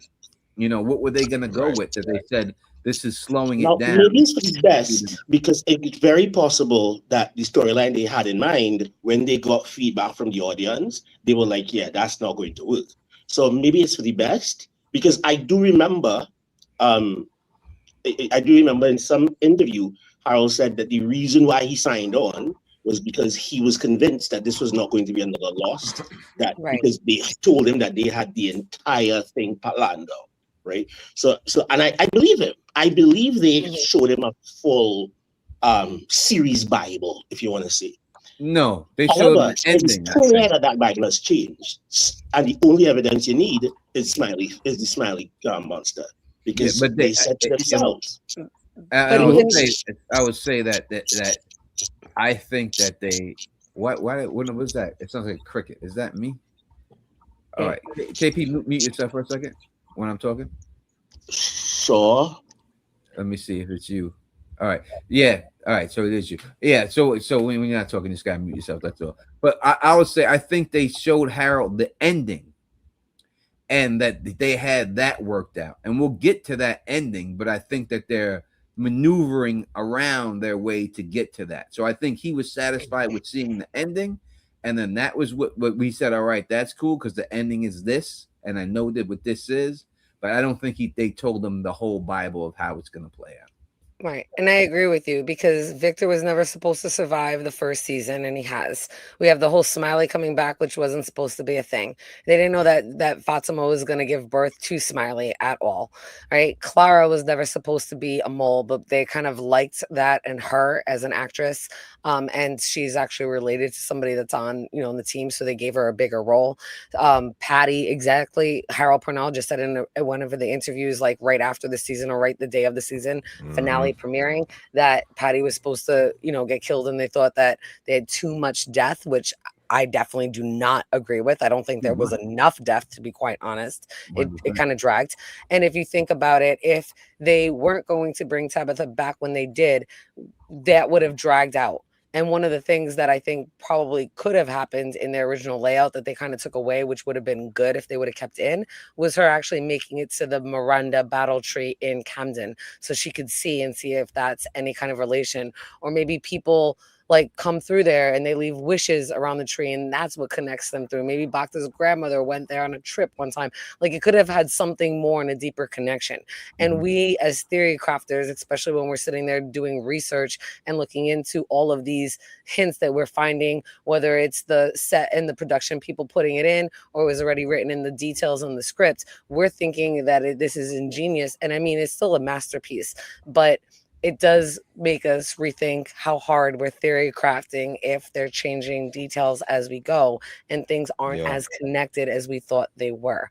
And that was a huge disappointment. All of these interviews that came out right before or right around the season finale have left a really bad sour taste in a lot of people's mouths because we've been working hard on clues that this show has built us to learn, and now they're kind of reneging on it. And if you play spades, you know what I mean by reneging. Yep. No, you're 100% correct. I mean, I and the one thing about that the last episode that I really didn't like, for obvious reasons, is the conversation between the boy in white and the man in yellow as Sophia. I went back and I looked at that particular episode of Lost where the man in black and the white, the other entity, Jacob and Smokey, and it was literally, it was conceptually, so it was the same thing. It was the same thing conceptually. It was the same Book of Job type thing. There's a evil entity and a good entity, and the evil entity and the good entity are using human beings as pawns. Which, as a side, I think if you are an entity that uses humans as pawns, you're automatically no longer good. But let's leave that over here. It was a good entity and a bad entity using human beings as pawns to their own ends for pretty much their entertainment. Like even in Lost, there was no real existential thing that they were trying, nothing bigger than themselves that they were trying to figure out or trying to work through. It was pretty much their own entertainment that they were putting this thing on. There was other stuff around it too. It was pretty much their own entertainment. And I find it's just too close. And again, I hope they figure out, or I hope they have a plan as to, okay, we're going to frustrate them until we get to this point, and then we're going to hit them over the head and they're going to just love it. Maybe that's the deal. But, and I'll watch them and we'll see. But I just, too close to Lost.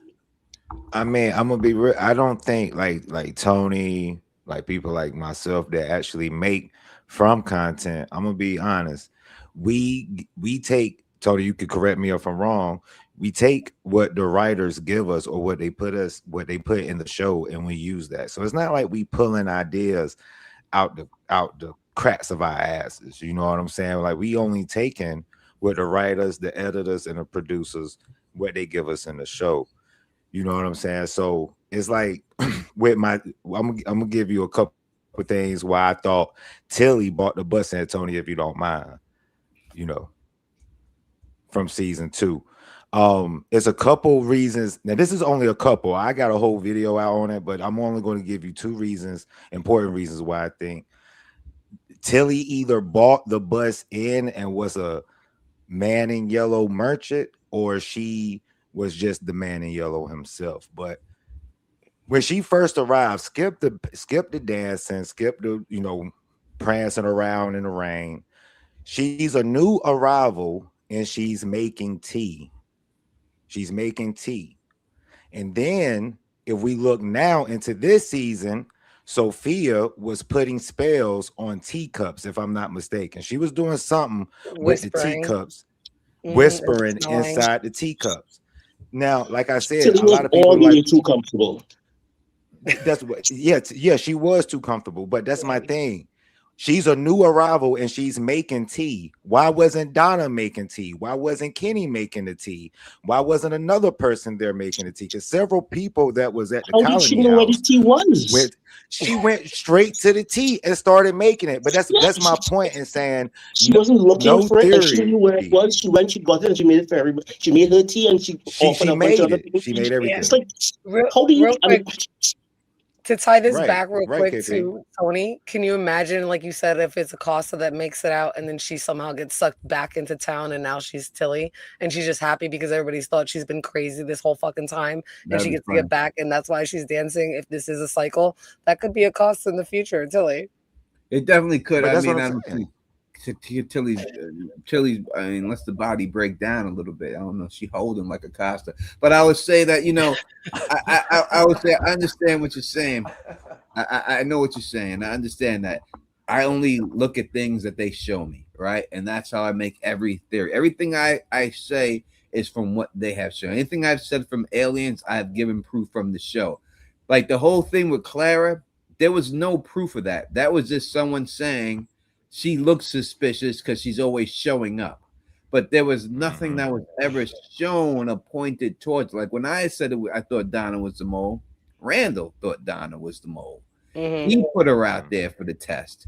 He put her to the tree. And in the end, the test was never challenged because they never got a chance to prove whether it was right or not because she got released and stuff. So we don't know if that's the case and everything else. So when the things I was saying about Donna is because it was put out there, and the things, and the fact that all of a sudden she shows up right when they're doing the autopsy. She knows all, like this chick she was in the background, but she was just riding the bike here, riding the bike there, and people just thought she was sus just to think she was sus.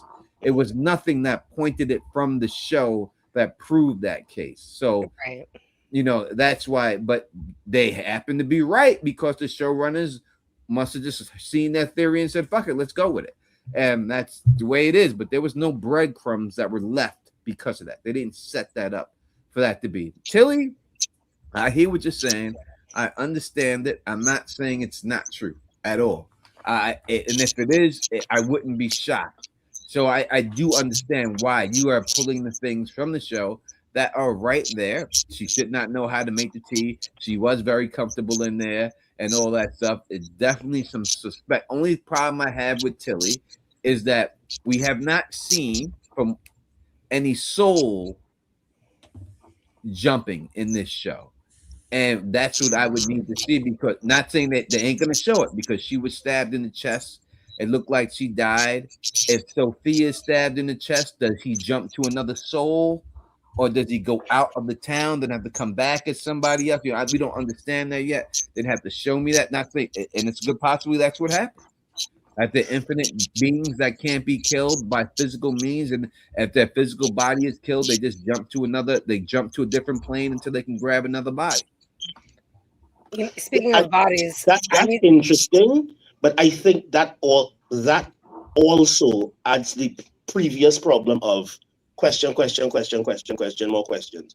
Because now you're going to throw, and on top of doing what they can do, their spirits, when they die or whatever, can go into other people's bodies. And it's like just a never-ending cycle of questions that lead nowhere. You know what I mean? So what you say is interesting. It's a very interesting plot point. But the way they're stringing them together, something has to happen where you find out a big piece of information that answers certain questions, but then, but on top of that, we also realize that people can move between bodies. If they didn't do it like that, then cool. But if they just do it as, and you know what else could happen? People could jump between bodies. It's like, Okay, so but why are we here though? You know what I would like to know? We have these skills. You know what I think? You're breaking up a lot, KP. There, we got to do something about that. With that one, we didn't even hear a lot of the stuff you were saying because you were breaking up the whole time. You know what I think also lends to like the whole where the bodies and giving us some answers. If we found out how the monsters were created, and I'm not talking about the original 12 monsters that did the ritual that were from the parents that were sacrificed. We know that they were tricked into immortality, but clearly we have seen more than 12 monsters. Correct? Yeah. So we've got what 22, 28 monsters. I know Doc Kaiju used to have this whole show that he would do, and we've broken down a lot of the monsters. Other channels have broken down the monsters, depending on what channel you've seen or how you've broken them down, how you count them. There's anywhere between 22 and 28. That is obviously more than 12. So and then how did these monsters be created? If you're gonna compare Fatima to she obviously didn't choose it, and we have that one-off line when Jasmine looks in the mirror and she's like, I didn't choose this. So maybe Jasmine at that time was the Fatima that maybe she had given birth. Somehow they killed the monsters somehow, some way, right? Because so the men in yellow, the only real shock the way they looked, Jen, the way they looked at Smile Monster die, it was like they never seen it before. And yeah, I don't think they've ever seen that with the worms before. Well, I'm saying when Smile Monster died, the way they seen him die and just lay there, it seemed like they all just stared at him like they never seen no shit like this before.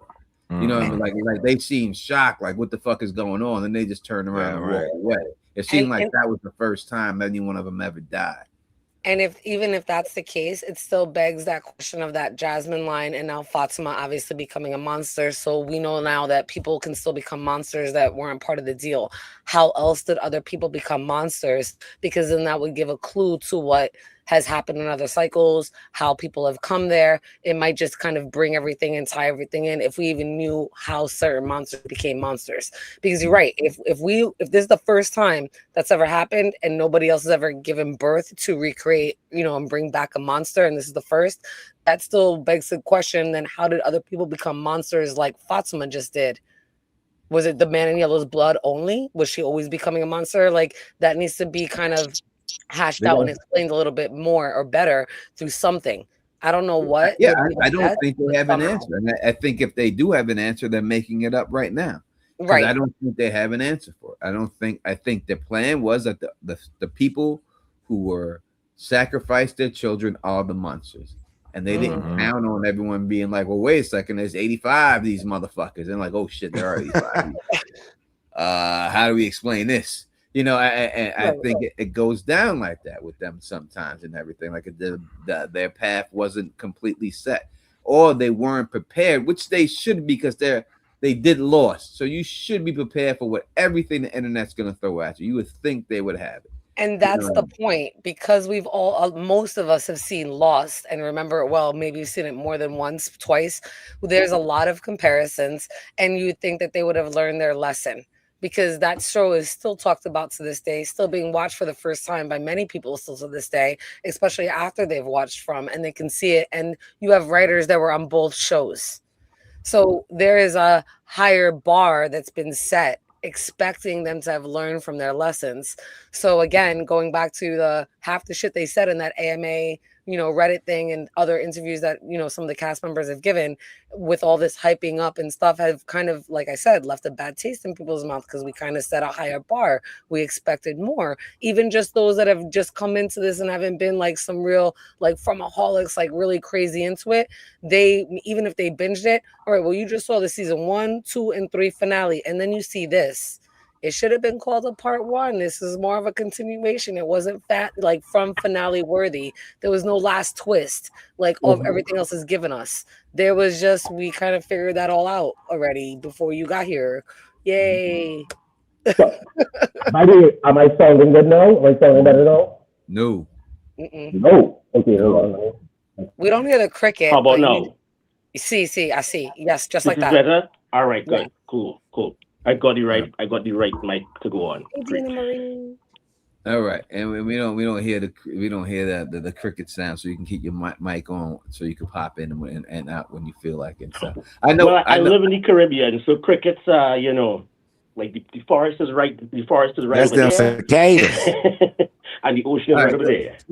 KP, we don't want to hear you bragging about Right? about your Oasis any fucking more, bro. You You live know in what I mean? paradise. We always come on here talking about, I live in the Caribbean, I live in here. I live in the Caribbean. Papaya I live tree on an over here. island. I go out and I grab this fruit and I drink the nectar every day from my breakfast. Yeah, we don't even hear that shit. When I'm walking outside tripping For real. over hobos and shit. All right. No wonder you keep comparing Lost. You live on a fucking island just like that. I see that thing My with that. apologies. You know, it's not becoming of a gentleman to brag brag. on. It's not becoming. You're lucky and we're fortunate. We should not be hating, to be quite honest. No, I'm not hating. I'm not hating. I'm jealous. I'll just say it straight up. Don't become green. We love your brown. Don't get green. Right. Jesus Christ, jealous, goddamn it. Shit, I gotta see when I walk out my goddamn house every day. I gotta see white women in goddamn pajamas in Walmart. That's what I am, pajamas. At least you're Listen, wearing there's some guys pajamas, that mine here are that wearing- would kill to change spots with you. Trust me. Not that I don't like Guys out here. seeing white women. I don't take me wrong. I love seeing white women. Trust me, but the ones in the pajama pants in Walmart, y'all know what the fuck I'm talking about. We know what he's talking about. 2 thumbs We up. know what he's talking about. Yeah, I know what the fuck I'm talking about, guys. I'm from I had upstate, just so- one thing I'll just say about Clara. Hmm. Yeah, I 100% don't believe they had that planned out.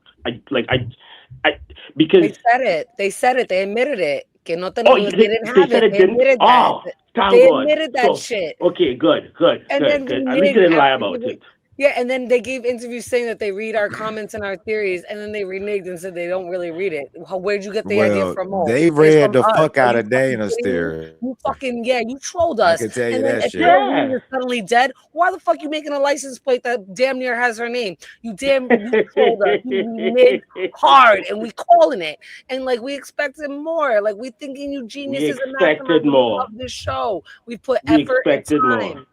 Man, Eloise is We're looking at all these signs and signals, and we're Eloise. getting our tarot cards. Eloise is Sarah. I'm telling you, this is it. It's a done deal. You'll see it next season. Just go with it. Trust me on this. And I'm telling you, I told you from the beginning, and I'm telling you now. Everyone's like, Eloise is tapping on the outside of the cabin. They're doing all this. And I told y'all, it's going to be Sarah in the end. It only makes sense that it's Sarah. That's And the I only, used to that's the think only that way they could. That's the only 100%. way they could say when Father Cosby is saying Sarah is somehow connected to this place. the The key. only people connected to this place is Tabitha and Jade, and it has to be one of their kids. That's it. That's what it is. It's gonna be done. That's what it's gonna be when it's all said and done. There's no way around it. That's what they'll find out next season. I I Well, have if no that's the problem case, with that they got to theory. dive That's deep in the cool. reincarnation. That's a really cool theory. If it is that Sarah ends up being Eloise, and like they have she and Victor have like a little they start to remember things together, moment and whatnot. That's cool. But Right. but why are you here though? You know what I mean? Right. But why are you guys still here though? It's I mean, I am enjoying the spectacle. That's what I'll say. I'm enjoying the spectacle. I I'm could going see it back to being the Sarah, Clara. or I could see it being Abby. I originally thought it was Sarah, and I agree with you 100%, so on Teflon, but now I think that more aligned that it was Abby rather than Sarah. And again, who knows if that'll ever pan out, and maybe they're playing like semantics with the words, like she's dead, like technically Eloise is dead, but we're going to see her back because she was reincarnated. They might be doing that semantically, and that'd be great if they were. Right. And they kind of tricked us at this point, which would then make sense. And I would take back all the words that I said. And it could be Sarah, it could be Abby. Something needs to pay off with that. Or, I mean, it's still going to be like, you just bluntly were like, yeah, she's dead. RIP. I don't know why people make so many conspiracy theories about it, which was another smack in the face as a follow-up comment, man. Like, seriously. It was for a company. It was because the way we support the show, it was like, oh, you the content creators are just coming up with theories as we go, and it's just like, no, that's bullshit. Because That's right. I love the show. I love the show. I still Word. think it's an amazing show, but the way they set shit up and the timing and the writing does not make any sense. And especially to get on a Reddit post, you know what I'm saying? I know y'all tried to confirm it in the show, but yeah, you confirm it, and then you say shit like, "Oh well, I couldn't even tell if it was her because she was in pieces." Okay, I disagree with that 100%. I don't think that line should have been in there if they didn't want people to theorize on if she was dead or not. Because you, as a writer, you know what you're doing. I think it's great. I think the writers are great because it's not easy coming up with a horror universe and to have it as a top 5 show on a streaming app. So I get it, but at the same time, I don't even when know if you it's top 5. You have to feed the I don't know beast. if You it's have top- to feed the beast. It's not to be top the 5 in answers. streaming. It may be top 5 on MGM. yeah, that's what I mean. Like on a yeah, that's what I mean. I meant MGM, my fault. But it's just still though, like when you make statements like that, you leave the audience room for thought to say, hey, maybe she still is alive. Maybe she was the one protecting Victor for all these years. You know, rather she is reincarnated into Sarah or she's her own Eloise person herself, you know, but still to get on Reddit and to say, oh, well, the people just coming up with theories. No, y'all putting it in the show and then we're questioning it. You know what I'm saying? So it's like, I agree. And then back to Clara, I think Clara was planned to be the mole somewhere down the line. I'm not saying if it was in season 3 or season 2, but Clara shows up at the most random moments asking for dumb shit. Tony, she went to Donna's room and asked for some fucking ice. The bitch walked past the kitchen to go upstairs and ask Donna for some ice. I said, yo, it's about to get ugly for Clara now. There's some suspect shit. Come on, like, come on. And I'm not I'm not disagreeing. I'm not disagreeing that shit was stupid. In the end, if we got to go with what they're saying, they just came up with it this season, so it was just a stupid writing job. It was crazy. It was just a bad writing job, and that's it. Let's use common sense. I can't explain it any other way for the fact that they said it is they came up with this on their own. They're great writers this season, and they just wanted to go with it this way. I'll just have to say it's just a bad writing job, and they just needed someone to say something, and they had her say something, interrupt the flow, and it just didn't work. You know, it's the same thing with Henry pulling the bed into Victor's room. Like, what was that for? Like, they were having a meaningful conversation, and all of a sudden you hear Henry dragging the bed in Victor's room. Like, what was that for? That didn't do anything. It's to put it in your face. Put it in your face that Henry's here. Henry's here and he's important. That's what it was about. Put it in your face, Henry. But like, just I was saying, common sense, Clara and common sense. This is Clara's thinking. This person who I don't know, who's clearly evil, wants to kill everybody in this place. And they promise that they are not going to kill me. But I am not a special kind of person. I don't have superpowers. I'm not smart. I don't own a biotech company or a quantum computing company. There's nothing about me is spectacular. So it's like you are in your apartment building. There's an arsonist that comes and says, listen, I'm going to burn the apartment building down. But your apartment, 7B, your apartment will be fine. And you help this guy to burn the apartment building down. Do you think your apartment is really going to be fine? Like, anyways. It's hard. I don't want to, listen, I'm not here to bad. I feel like I come on here and lace a couple of strings and I said bad things about the show. And I really don't want to because I love the show and everything. But it's right for us to say things that are not adding up and everything else. And the fact that they're talking about us saying, well, theory creators just pulling shit out here and making this up, then I guess it gives us the right to say things back and everything else and like that. And I'll be the first to say, because I ain't one of these YouTubers that are fishing for interviews. Like, I don't give a guy. Like, I interviewed everyone I want to interview. I don't need to fish for interviews. You try to be all up in the videos. Yeah, I don't need to be all up in the video. I don't need that. Come to Teflon TV like Death Row. I don't need to do all that stuff. I've turned interviews down that they've offered me. No one else can tell you that. And that's fact. And I told you that from the beginning. I told you that, y'all, straight up, that if they weren't willing to come on the live and take questions from y'all, I turn the interviews down. And I told you And that. that's why we love it. That's why we love it, because That's this the is bottom line. book club the way it should. This is book club the way it should be. And that's Like the way it we is. speak. So a lot of these other dudes, people out here looking for them interviews, they ain't gonna say this shit because they looking for them interviews. I don't give a goddamn. You know, I'm gonna tell you the truth, and that's just what's Yeah. gonna be. Because I'm with you. it's a Wrong. testament to how much we enjoy the production that we are watching it religiously and pointing out little things about it that we think are kind of off. Yep. But in general, however, we still want to watch the show. Like just as you said the other night to me, Tony, like because I was kind of fronting and saying I might even watch season 5. He's like, nigga, you know you're gonna watch season 5. Like, yeah, I'm definitely gonna watch it. I'm definitely going to watch it. You know what I mean? So they've already hooked me, and I have to see how it ends. But we can make comments. It's just because we like. I mean, I love a lot of different pieces of. I love the A Song of Ice and Fire world. Fantastic. However, there's certain things inside it that's like, George, I don't think that's right. You know what I mean? So Yep. I don't think anybody should take that as a negative, as too much of a negative, because it's a testament to how much we enjoy the show. No doubt If we about it. didn't want to, we didn't say it, Anthony. All right, I gotta go to the bathroom, so I'm gonna let my Queens, New Yorker run the show till I get. I got you.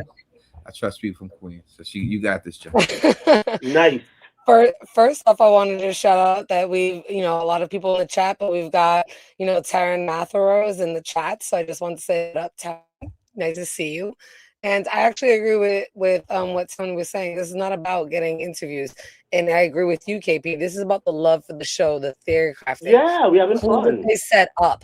So considering that they've given us so many clues and we have deep dived, we have done research outside from our own personal time, right? Like written papers, read them out loud, like thought about them, conferred with other people. Like we've done like all this stuff in like, just the way that interview came off and different interviews came off, it just makes it seem like, why did we bother? We thought, and I love the show. You guys are just wasting your time, just making things up. Yes, we are. Yes, we are. I considered this a masterpiece of a show, and I still do. But I thought that these writers were geniuses and really learned from the mistakes that they had made and lost. And I was really happy knowing that there was 5 seasons. They weren't gonna let the network like push them into dragging shit out. They were gonna end their show. But when they sat there and they said, "Oh yeah, we know like the stuff, the start and the end, and we have like the bones, but like all the muscle and the tissue and everything like, in the middle, we kind of make it up as we go."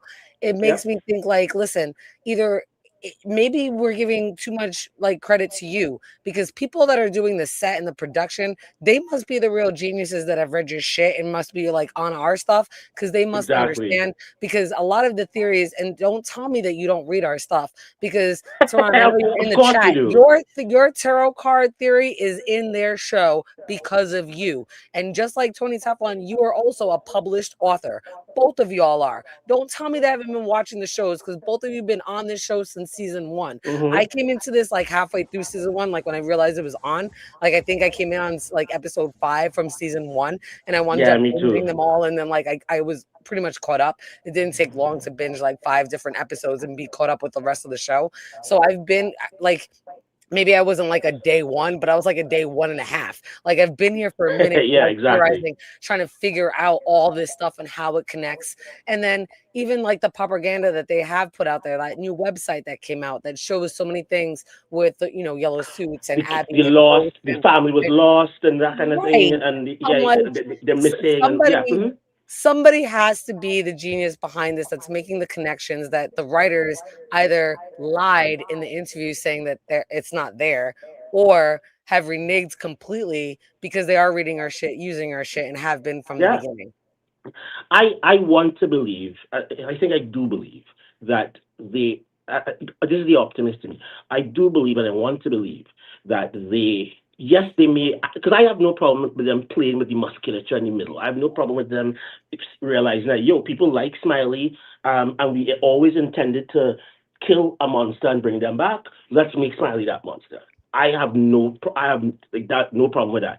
I could even buy Clara as the mole, even though like you would think that you would think that there would be a situation where Clara ran into the barn for whatever reason, and then the next day she's kind of shook.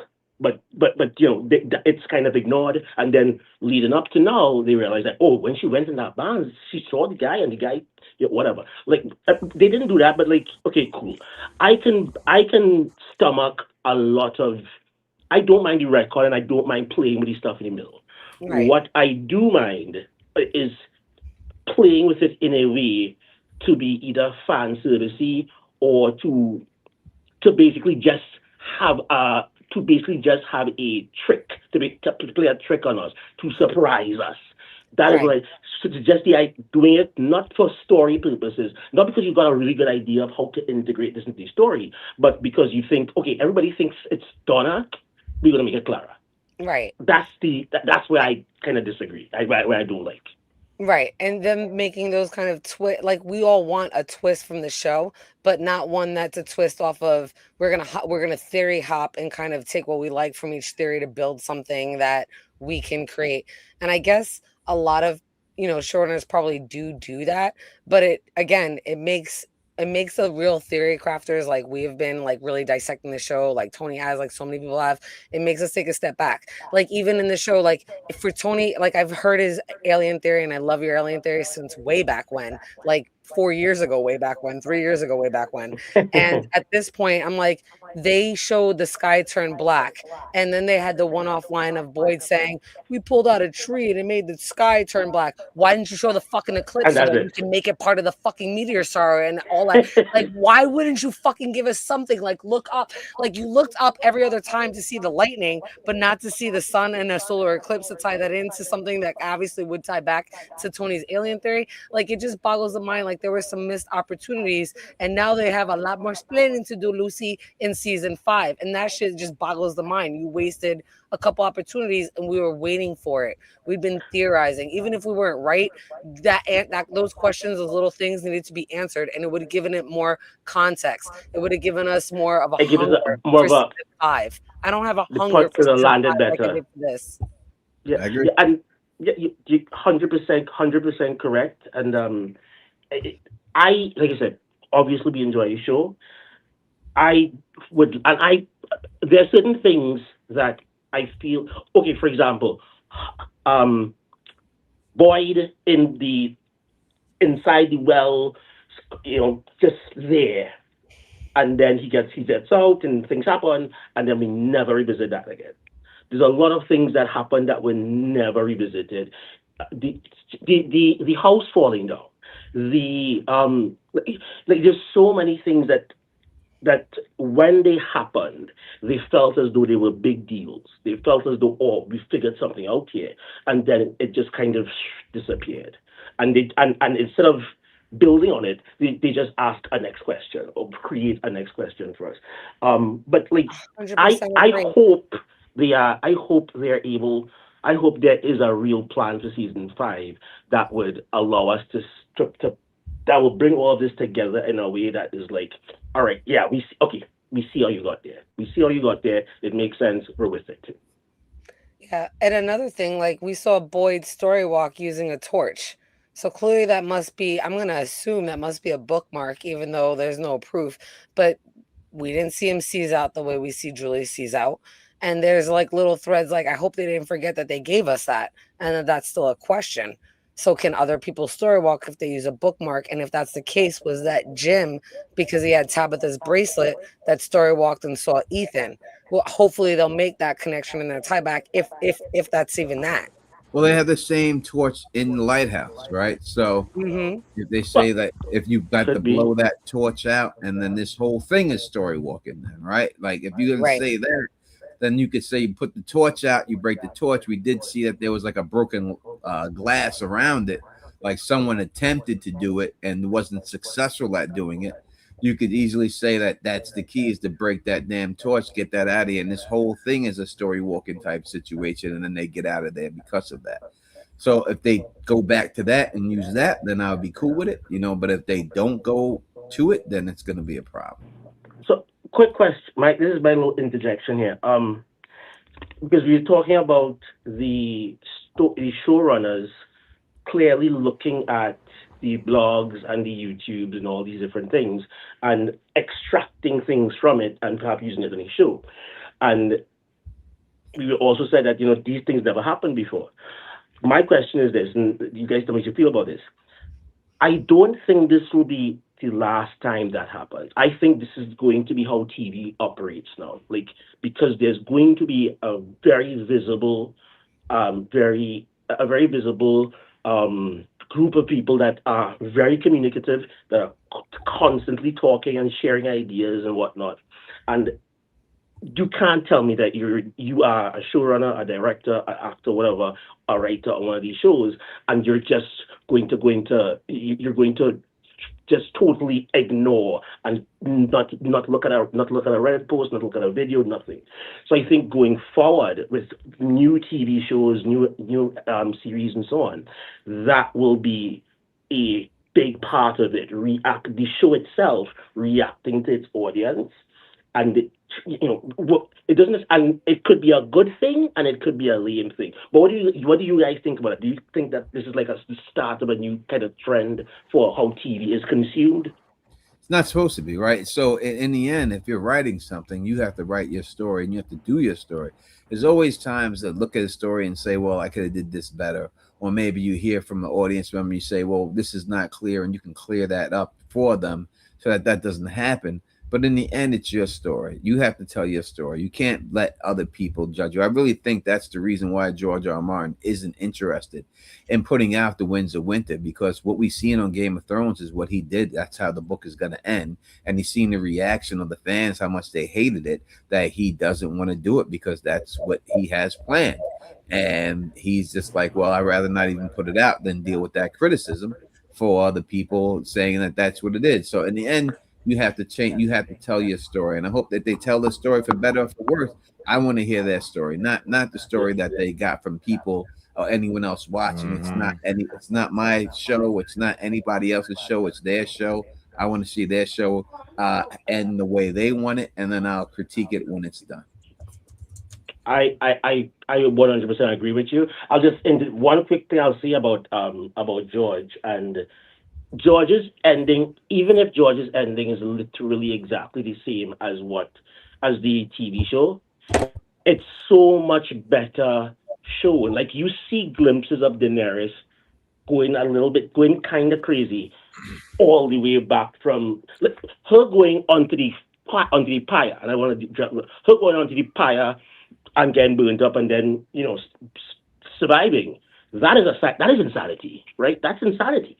So right. I think that's just my little retort to that. That I think George, even if he ends the same way, he gets there in a better way. Well, I think he gets there in a better way because he has more characters that have more storylines to play out, right? So you got the whole, it's not going to be Victorian stuff, and you got so many other storylines going on that they took out of the show. Dawn. The Dawn's not going to be like that, and and you got the Red Priest, not the Red Priest. What the hell? No, I can't think of these people. The Red Witch. No, not the Red Witch. The dude from the with this that was with the Sphinx. That's going out. No. The one that they pulled up on he was on the dude with the that's with the one Makuro. Sand Snake. No, it's not Makoro. It's the other guy, the white dude from the Citadel and all that. He went out there. That was that. You know what I'm talking about. It's the white dude. He was there. Yes. He's the one. Something. Yeah. You know who I'm talking about. Yeah, but you have that. Let me. He's involved in it, and I'm saying in the end, you have the other Blackfire storyline going on, and you got Storm's End being taken over, and you have a whole bunch of things that they have in the show that they didn't put in the show. I mean, the books didn't put in the show that will make it more interesting. So for that reason, Mr. Marwyn. Yes, yeah, I just Mr. Correct. Marwyn, yeah, right. You got the Black Candle and all that. Yeah, yeah. So you have him, and then you have Fagon going in there and taking over Storm's End and all that. So you have Tyrion playing a different kind of game. Tyrion is not because in the show Tyrion is very for real about Daenerys. In the book, he's not about Daenerys. He's about destruction. He's like the Joker in Batman. He just wants to watch Westeros and all these high lords burn. Right. So you have all that. You have everything. Again, listen, I love The Wire. I think The Wire is the greatest show that ever existed in television history. Facts. But I love The Wire. Absolutely. I that wasn't, and Oz. I fucking loved Oz too. Speaking of which, but I wasn't thrilled with some of the stuff we got in the ending, and that's fine. It's not my show. You know what I mean? But I wasn't thrilled with a lot of things we see in the ending. I thought it was good. I thought they could have did it better, but it was their show. It still doesn't take away from the greatness of the show. You know what I mean? So I would want them to do something like that. All right, let me get up out of here. I've been on here for 2.5 hours. Appreciate you for Before you having go, me. Tony, let me just say something real man. quick. You can. Let me ask you a question real quick, Tony, about The Wire. The way The Wire ended was very, very regular. Some guys went to jail, some guys died, some guys got out of the business and lived happily ever after, which is exactly the way life plays out in with these things. So I think that was part of the show. That the fact that it did not have like a remarkable ending is part of the idea of the show. That I hear what you're saying, but I'm saying I didn't like the whole serial killer staging. That was that was insane. Imagine that in real life. The Omar demise wasn't done well. They could have did better with that. I mean, Marlo didn't even get a chance to confront Omar. Like all these things, like they should have at least had them two need to face off because Omar put the gat on him. So you needed Marlo to at least come face to face with him. You know what I mean? At least at one point in there, you had to have some type of confrontation between them two. And we didn't get that, you know what I mean? So there's some things I just didn't like on it, but you know what I mean. The Wire still, I can turn The Wire on. It was way more thought out. Even if some people like it, some people didn't like it. It was way better thought out than a lot of, I should say, most. Yeah, no doubt about it. And if y'all looking for a show to watch, go watch Rome. Rome's still one of the greatest shows ever made. It's only 2 seasons. If you've never seen it, just go watch Rome. If you haven't watched 19 episodes, if you haven't watched Rome, then you are in such a treat. Go watch Rome. That was literally 20 years ago, Tony. Yeah. Wow. When I bought that DVD set for the first season of Rome, it cost me $120. Woo!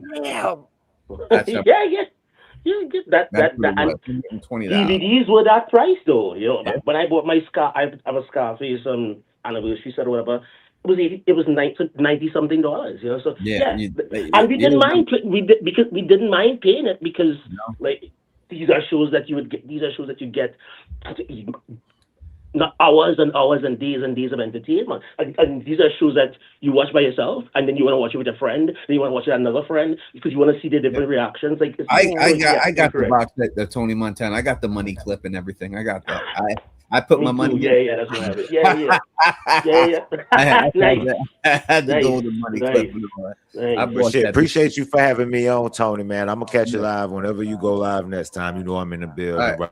I'm in challenge. I appreciate you coming. Let me sign out too. Everybody have a good evening, and we'll be back here again sometime soon. Tony, you doing any House of the Dragon stuff? Yes. So it should start this week because From's done. So we'll move right to House of the Dragon. Move right to it. We'll be rocking House of the Dragon streams. So we'll be doing that on Sundays and stuff. So we right to House of the Dragon. All right. Love to see those. Love to see you guys. Thank you for having me, Tony. Mwah. I'll catch you guys all soon, and hopefully you guys we can do some with Nerdy AF too, Tony. Anytime. Bye. All right. If you like the way I do this, please thumbs up this, spread this across the realm, and of course subscribe. And until next time, you know who it is. Peace.